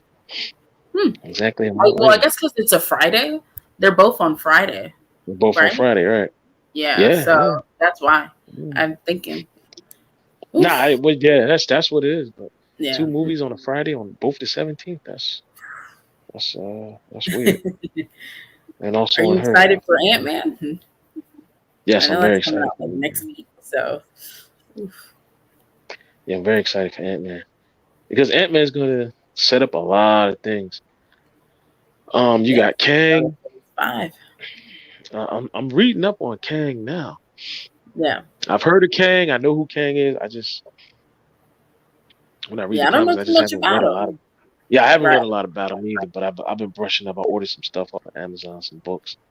So when we come back on here one day, we'll chop it up about Kang and do what we got to do. You know what I Very mean? nice. Very nice. You know what I mean? And get it popping about Kang. Get Kang, into our viewers' heads so they know when they go to the movies, they can be like, well, Kang is this. But This, we that. do know he is Nathaniel Richards. I mean, and we do know Nathaniel Richards is Iron Lad. And we do know that Iron Lad was that's complicated too. That's because That's it's the whole thing. because that's Kang visiting his future self to tell Right. his future self the mistakes that he made so that it's a lot of time travel. It gets Lots it gets of time travel. confusing. They Yeah. could bring back Even when Kang we watch the for trailer, Young Avengers. yeah, they could. They could. But even when we watch the trailer side, he says, "Oh, Scott Lang, you're an Avenger. Have I killed you before?" And we know Kang's killed a lot of Avengers from a lot of different timelines. I hope we Yeah, can he has see a, them. he has a. I I hope want to see so. it. Yeah, because we got a Even lot if of they're we got a lot of body silhouettes, like count. I want to see it. Right. But he's killed Captain America. He's killed damn near every Avenger. Every West Coast Avenger, East Coast, knocked them all off at one point or another. But there's so many timelines, so many realities, so many different that he can that it's always going to be a struggle. He's never going to be able to kill them all. But and he also created a pocket in the universe where he can't be affected by the Infinity Stones. So he thinks of everything because you could just Right. get the Infinity Stones and be like, "Yeah, I got you." So we'll I see. heard We'll that see what the happens. post But credit scenes were pretty good. There's 2 of them. You said it was pretty good. oh, well, I in don't know Ant Man. what. Uh-huh.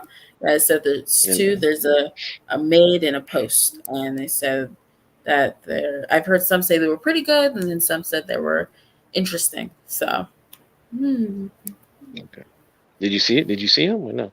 Oh no, I haven't seen anything. I just someone one of the YouTubers I'm subscribed to, he went to the red carpet premiere and he saw the movie and did a fresh out of the theater reaction. And that's what he said about the post credit scene. Okay, that makes sense. But we only got a few more days. Oh yeah. Next week, actually next week. Yep, next week Friday. Yeah, we can go see Ant Man. Let's see what it's all about and do the damn thing. See what's going down. How long is that movie? Ant-Man. Let me look it up. Yeah, Ant-Man. yeah. Yes, let us know how long it is. 2 hours and 5 minutes. Okay. That's not bad. That's not bad. That's shorter than I thought it would be. Yeah, that is shorter one. Yeah. Black Panther was what, Black Panther was like 240 or something like that. Yeah. I think, yeah, it's close to 3 hours, which is, that's a lot. Not for me, because I've watched it. I've watched it a few times now. Oh my God. I'm looking at these early thoughts. I know I don't like to put a lot of stock in them, but they're saying, Read them for us. Let it know. all right. So I'll just read the headlines from different sites. From Rotten Tomatoes, it says for reactions, it's messy, but everyone loves Jonathan Majors. We've got, what's it called? Oh, early reactions call it the MCU's Star Wars. I have no idea if that's good or bad. They say They say this one, Marvel Phase 5 off to frustrating start. Oh no. Okay, reactions highlight Jonathan Majors, and everybody's just really loving Jonathan Majors for the most part. That's what it's saying. I don't want to use Rotten Tomatoes. They're very unreliable. So let's go variety. Why? Whoa. What's wrong? Right? Whoa. I mean, Rotten Tomatoes isn't terrible, but they're not like people treat it like it's the end all be all, and they really aren't. So I like to look at other sources before here. Let me see. Well, Rotten Tomatoes, they made a name for themselves. They did, but some people like to treat it as the end all be all, and it's like just see it for yourself and figure it out, or don't see it and figure it out. Okay, let me see.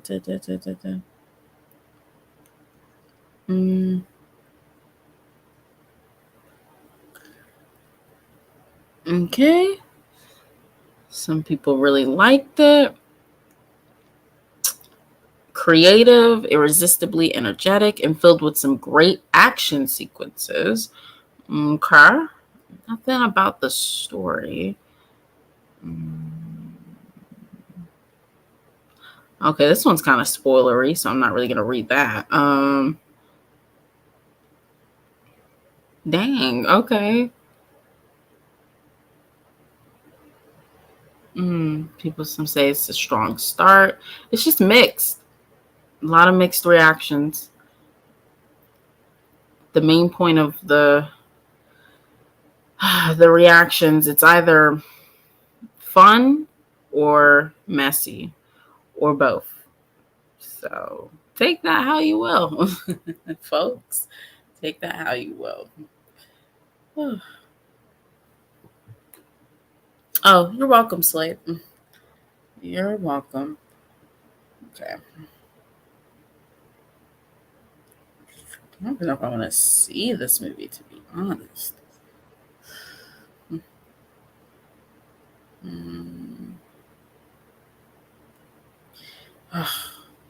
These posters suck. I'll tell you that much.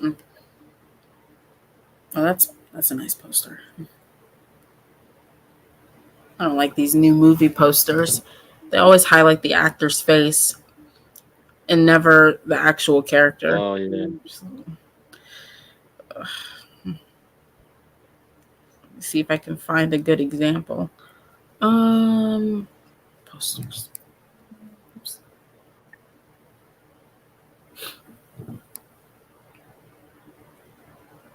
Yeah, so you're saying the post. So all right, given what we just read, yes, do you think that Ant-Man is going to be a bad movie, good movie, or in between? Or you just want to see Jonathan Majors? Or you just want to see Jonathan Majors?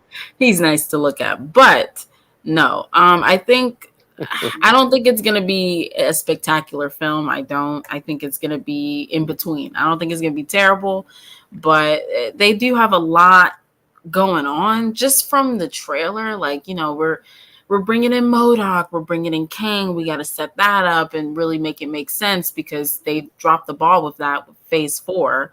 We have Ant-Man. We have to finish that story out. We got to set up Cassie for Young Avengers down the line. I'm sure that's what they're going to do. It's just a lot on their plate. And I don't know if they're going to be able to balance that. But I don't think it's going to be an awful film. But I think it'll be in between. So. Okay. All right. What do you think? With that, me personally, the last year or two, I'm gonna be honest. I've taken every Marvel movie as I need to see it for myself, right, and then go from there. Right. Matter of fact, Thor: Love and Thunder was a perfect example of that for me. I didn't get to see that in the theater. Had I saw it in the theater, it would have been somebody. Yeah, it would have been a rocket fired at Disney. Something. I don't know. But when I watched it at home on my couch, give it 2.5 couches out of 5. Oh no! But That's Yeah, 2 more yeah, stars than if you that's would have saw it in the theater. yeah. If I would have saw it in the theater, I would have gave it 1.5 couches out of 5. Oh, Um, dang. it was really the problem with Thor: Love and Thunder Sada was that, and I watched that movie like twice already. I watched like maybe, yeah, I watched it twice. Um, the problem with that movie is it didn't know what it wanted to be, and Yeah. it was trying too hard to be Guardians of the Galaxy. Um, then we go back to the MCU. I have nothing against females. I have nothing against, but this whole woke women's movement thing is ruining women around the country. But as far as movies are concerned, if you were going to do Jane Foster's story, you should have just did a Disney. You could have gave us a Disney Plus show, being a Disney Plus needs content anyway, Right. with her as Lady Thor, or as she says, just Thor. We could I have got agree. that. We could have Right. got that. It was like Yeah, we could have got emotional that, and then we wouldn't have manipulation. had a Thor movie. We had a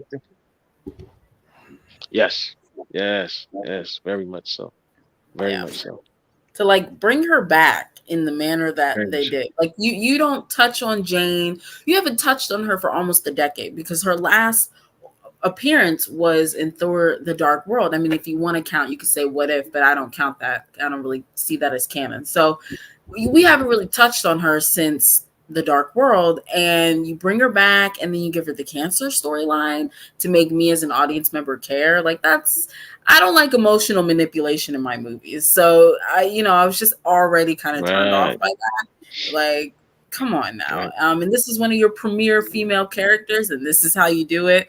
Thanks, I right. guess.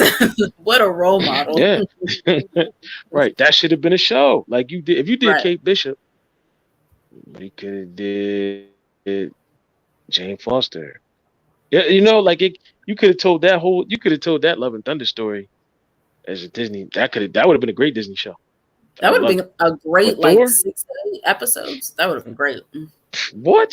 It Oh, needs to it'd be a have been film. perfect. But Right. yeah, but Thor as itself, that movie, like a lot of people said the same thing. Oh, I thought Thor was more of a serious movie. Like you can't go serious and then go comedy, and vice versa, go comedy because you're gonna lose your audience. Right. And that's why I'm kind of afraid for this Ant-Man movie because they were more so comedic and now they're kind of shifting gears in this third movie and it's going to be a little more serious maybe. So I'm hoping they have a balance and it's not like Thor where it's just kind of too much and you lose your core audience. So I don't know. But also it could delve into Ant-Man as or Scott Lang a little deeper. So I don't know. It could be a win-win situation. I'm not going to count it out. Right? No, we're not gonna count it out. We're not gonna do that. But at the end of the day, Marvel's got a lot of work to do. And I'm gonna keep it. I'm gonna keep it here. I'm gonna keep it a buck. And Sada, you can stamp it. If James Gunn pulls this off, they're gonna lose a lot of fans and they're gonna lose a lot of steam. Stamped. Yeah, they are. I mean, this is the perfect time for James Gunn to come in and really, or just DC in general, to really come in and give us something new because people are burnt out right now. They're burnt out of the same type of superhero films. They are burnt out from specifically Marvel films right now. So this is their window. And if they don't take advantage, it's not going to happen again. It's not. It really is not. Mm. James Gunn, he recently he clarified his DCU slate for the future of the animated stuff. He did some tweets on Twitter to clarify a few details pertaining to the major DC Universe announcement. And basically he said he confirmed that Creature Commandos and the Peacemaker spinoff Waller, the 2 television series that he's talked about, are indeed part of the DCU, if that was ever a question. And he posted this it's not the same kind of image that I put up before, but let me show you what he put. It's like It's not this one. It's a different one. Let me show you. Okay. So he's got DCEU Reset on the left and DCU on the right. And I don't know if you guys can read that. Yeah. But he said, yeah, they are part of the DCU. And next he concurred with a Twitter user who said that the DCU will be including multiple different tones and styles throughout its different projects rather than forcing all films and shows to be tonally identical. So versus where the Snyder verse had the same sort of tone to it, that dark sort of tone. They're not doing that. They want them to be all very different from each other. And then finally he said, when asked about how the WB will be approaching longer animated DC movies going forward, like full feature joints, he said that they will still be making long format animated DC movies and that some will connect to the DCUs and others will be separate stories in their own universes under the banner of DC Elseworlds. I don't know if that's good or bad. I don't think that's a good idea. It's bad. It's a bad It's idea. bad. And I'm going to tell you why, Reno and Sada. Yeah, because Elseworlds, listen, everybody in the chat, listen. DC Elseworlds are not canon. They are stories that use the DC characters to progress them. And they're just none of the stories that you ever will read in an Elseworlds is canon. No, that's what he said. He said DC some universe, of the animated period point. movies connect to the DCU, but others are separate stories in their own universes that will be the DC Elseworld stuff. That's not canon, not part of the DCU canon. So that's right. Correct. And that's and the right. DC and that's universe accurate. But here's the thing, though. I'm just telling you what James Gunn said. But here's my thing, why would we want that? No, you're right. No, I'm not. I don't know. I'm on your side. I'm saying, why we want that? We want it. Like why we want it? And that's what's making everybody so confused and mad about what James Gunn is doing, because we're like, damn, bro, like you trying to do too much. Like, all right, what are you saying? What are you saying? Why would we want what exactly? Like all of it to be connected. Like, let me finish. Right, listen, let me finish. If Elseworlds, right, if he's promoting Elseworlds, it's hypocritical. You're promoting Elseworlds, right? When you first came in, you were saying we don't know if we can do the Batman. The Batman could be Elseworlds. Okay, everybody's been asking for Superman. We could do a Man of Steel 2, Elseworlds. That's what he said. Yeah. Okay, Man of Steel 2, Elseworlds. No. He didn't say Man of Steel 2 was Elseworlds. So your whole thing is about Man of Steel. Why doesn't he do Man of Steel 2 if he's doing Elseworlds? That's what you're saying? Yeah, that would make sense, bro. I mean, yeah, that's one thing, but but what are you saying is not good about what he's saying here when he said that some of the animated DC it's not good because it's DCU. Let me finish. Right, he's speaking in. He said, let me finish. It seems to me. Okay. Let me finish. He said some of the DC animated movies will connect to the DCU and others will be separate in their own universe under the DC Elseworlds banner. What about that specifically are you saying is not good or not correct or whatever?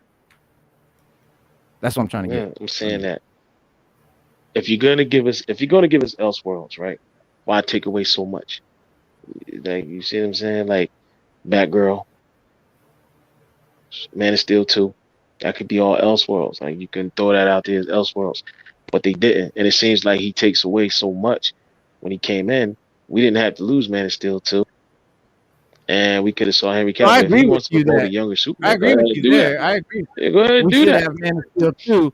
If he's going to do Elseworlds, that would be great. If he did Cavill's Man of Steel 2 as an Elseworlds project, that would be dope.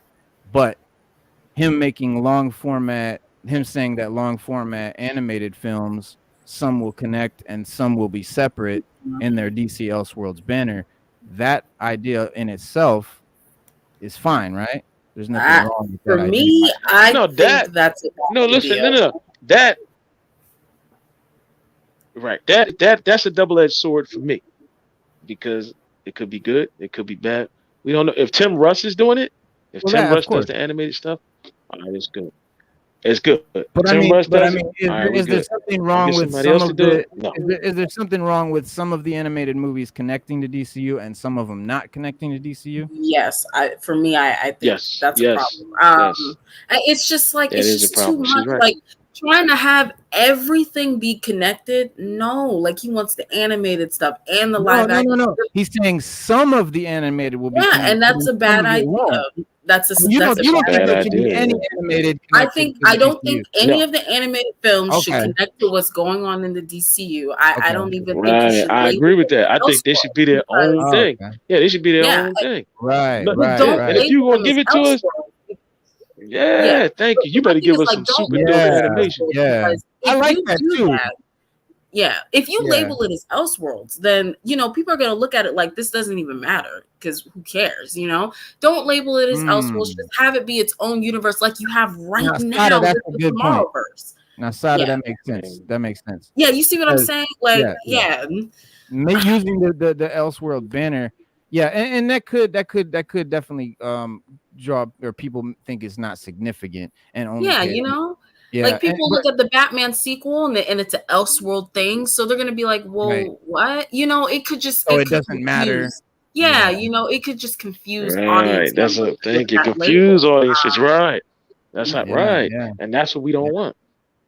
Right. Yeah, well, that's and he said, so someone said that, and James said, yes, we're doing both. And then he said, the DC Universe's first phase, called Gods and Monsters, will feature a multitude of different movies and television shows.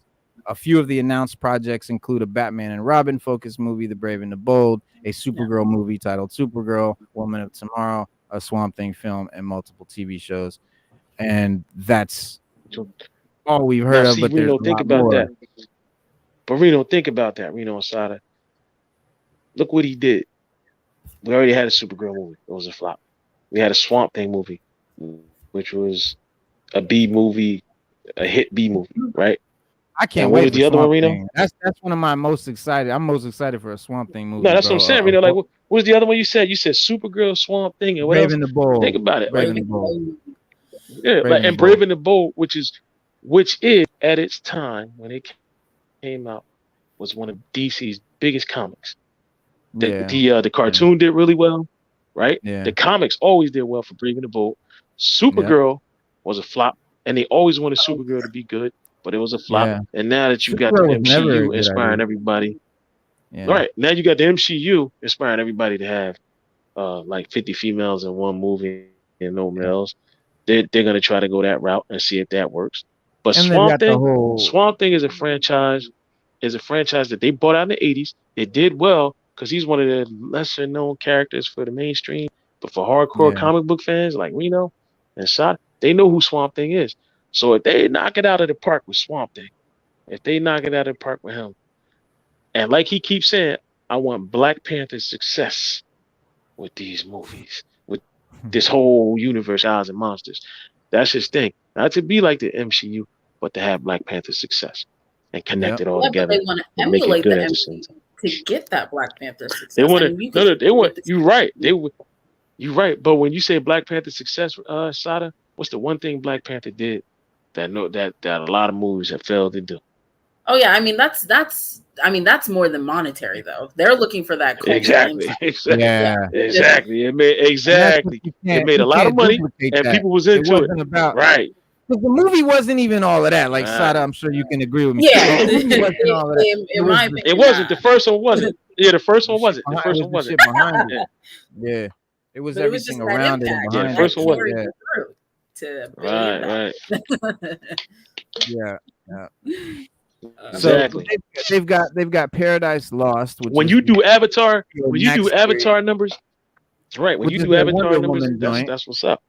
yeah, And that's what. Right. Avatar. Mm. And that's what the MCU's been doing. Before they became the MCU, DCU was doing Avatar numbers. That's the goal. Oh, bro. You got to do James Avatar Cameron- numbers. Hollywood wants Avatar. So sick, bro. James Cameron is so sick. 'cause Yeah, the they want MCU James took Cameron his numbers. thunder. Yeah, I don't know about that. Oof, they might want to slow down. Right. See, this is Yeah, like, they want those numbers. stats. Yeah, But bro. they keep skipping steps, and it's like, why are you aiming for $1 billion when you can't even crack 500 million? How about we crack that first and then go Yeah. from there? Like, it just doesn't make sense. Like, And just then go slow from there, your right? ass down. I agree. Yeah. Yeah. Well, a lot of I what agree, he's doing, son. I agree a lot of what, 100%. and a lot of what Gunn is doing is it is kind of not big over the top blockbustery stuff. You know what I mean? It's It's Brave and the Bold, it's Supergirl, it's Swamp Thing, The Authority, Lanterns, Waller, Creature Commandos, and then the Superman Legacy joint. We don't know a lot about that. That could be And that Waller could, she get two daggone things. She get 2 shows. She the only yeah, person gets 2 shows, Peacemaker, bro. Waller, yeah.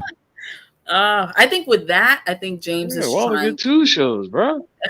James Gunn is trying to chase after the Guardians of the Galaxy success. I don't think that's about maybe the That's what they do. MCU money. It's about the Guardians of the Galaxy because they took an obscure Sada, group and made them I a was hit. on his Twitter feed and he I've said been Black saying that shit Panther, for so long. those was his Yeah. words. Those was his words. Black Panther success. That I was know, his- but I'm saying with the layout of this I'm gonna slate, find I'm gonna put because it up. Yeah. look at all these With obscure characters that are getting TV shows and movies. Ever This since is Guardians about came out. it's That's about what they've Guardians. And the thing Oh, he yeah. doesn't understand is that like that was a lightning in a bottle situation, and we had Guardians after a full phase of MCU films that Yeah. gave us that Yes. foundation where you Yes. could do Guardians, And Yeah. I feel like he's forgetting that, and I'm like, Yeah. you can't forget that with DC, because if you don't have like the Justice League, I don't know how you think Booster Gold and stuff is gonna fly for like the casual audience, Yeah, it's Because really Booster bizarre, Gold, but I'm telling y'all, It's listen. kinda bizarre. I'm not Sada, you can counting it stamp out. it. It's just bizarre and Yeah, no, right. confusing. Sada, Yeah. you can stamp it, and I'm telling you now, you can stamp it. Booster Gold is going to be the DCU's Guardians of the Galaxy. You stamp that. Stamp that Damn, right here on this channel. I promise y'all that. I already know which Yeah. way he going. I already know which direction he going with that. Yeah, that'll be a DC Max, a cinema, HBO Max series, and Lanterns will be a series too, and Paradise Lost will be their Game of Thrones style series, is what they're calling it. So I'm really interested to see what that means, and then Waller will be a series as well. Creature Commandos is their animated joint, so that's their animated shit that they're saying is part of the continuity. Creature Commandos. Oh God. Creature Commandos is dope. If you ever read the It is comics, they dope. No, it is dope, and dope, and The Authority, they're saying, is a film. I would have rather seen The Authority as an animated film because just the way Yeah, it that looks. should have been an animated joint. Yeah, I agree with that. I I'm a agree little with bit that, Reno. nervous, but we'll Yeah. see. I We'll see agree how with that. that. But the comic fan in me, the comic head in me loves this slate, loves this lineup because it's all these obscure, cool comic characters and shit. But the realist in me knows that. I know, it's just like, damn, what is going on? Yeah, I'm looking that's at this true. like, because their goal is money at the end of the day. They want money. And I'm looking at this slate like, I don't know if you're going to make the money that you want with this slate. That's just the real. So, I hope I'm wrong, but golly. Me too. Because if it does well, then that's more great content. It's like Black Adam failing crushed me because I thought, or that could have been the beginning of this whole new dope universe with Henry Cavill and all this stuff that was going to happen, and none of it happened. So, you know what I'm saying? But I hope this happens, because if it does happen and it works out, that's more good shit for us. And who knows what chapter 2 is going to be? Probably all the shit that we're missing, Lobo and all the stuff we wish we're like, where's this at? That'll be in chapter 2. Right. Maybe it'll be in chapter. Maybe there's other stuff for chapter 1, because they keep saying that there's other stuff he didn't announce. So maybe shit will still pop out for chapter 2. Right. Maybe we might get. And now some people are also saying political, and we might get a Black Adam 2. We might get a Man of Steel 2, Henry Cavill, and they're just saying it's political for now. They're putting it out there to get the attention, but later on they're gonna do it, and they're just telling us that right now. I agree with that as well. I think that's possible. That would be dope. I don't know if we're going to see Black Adam again, but maybe. I don't know. Yeah, I don't know. I think I The don't Rock think so, but outstayed his welcome. Yeah, he kind of outstayed his welcome and pissed a lot of people off at DC. That's what they said anyway. They said that he was all, like just throwing his weight around, acting like he was gonna do this and that and everything.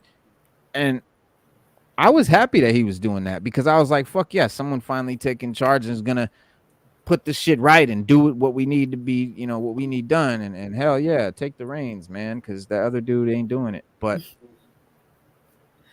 we got bamboozled and hoodwinked and all Yeah, that. I think it was just too much. And unfortunately, it's a pattern of behavior with The Rock kind of throwing his weight around. Right. If you just look at the other franchises he's been a part of. So Fast and the Furious. Well, Stu, I know you got to go fight crime, and I got to order this Wu-Tang Wars Only Built for Cuban Links Beto art T-shirt right here. But yeah, it's 10 p.m. We've been on for 3.5 hours pretty much. It's Wednesday, Wars Wednesday. So this Saturday we got DC Power Hour coming up for y'all. So every Monday, Wednesday, and Saturday right now at 6:30 p.m. we're gonna be here. We're gonna be here for y'all. Slade, we're gonna be here, bro. I promise. We're gonna be here every Monday, every Wednesday, and Saturday. Y'all know where we at. And the show is gonna stay pumping regardless of what we do. The channel is only gonna be better for y'all. So look forward to that. And we'll see y'all later. Peace. Peace.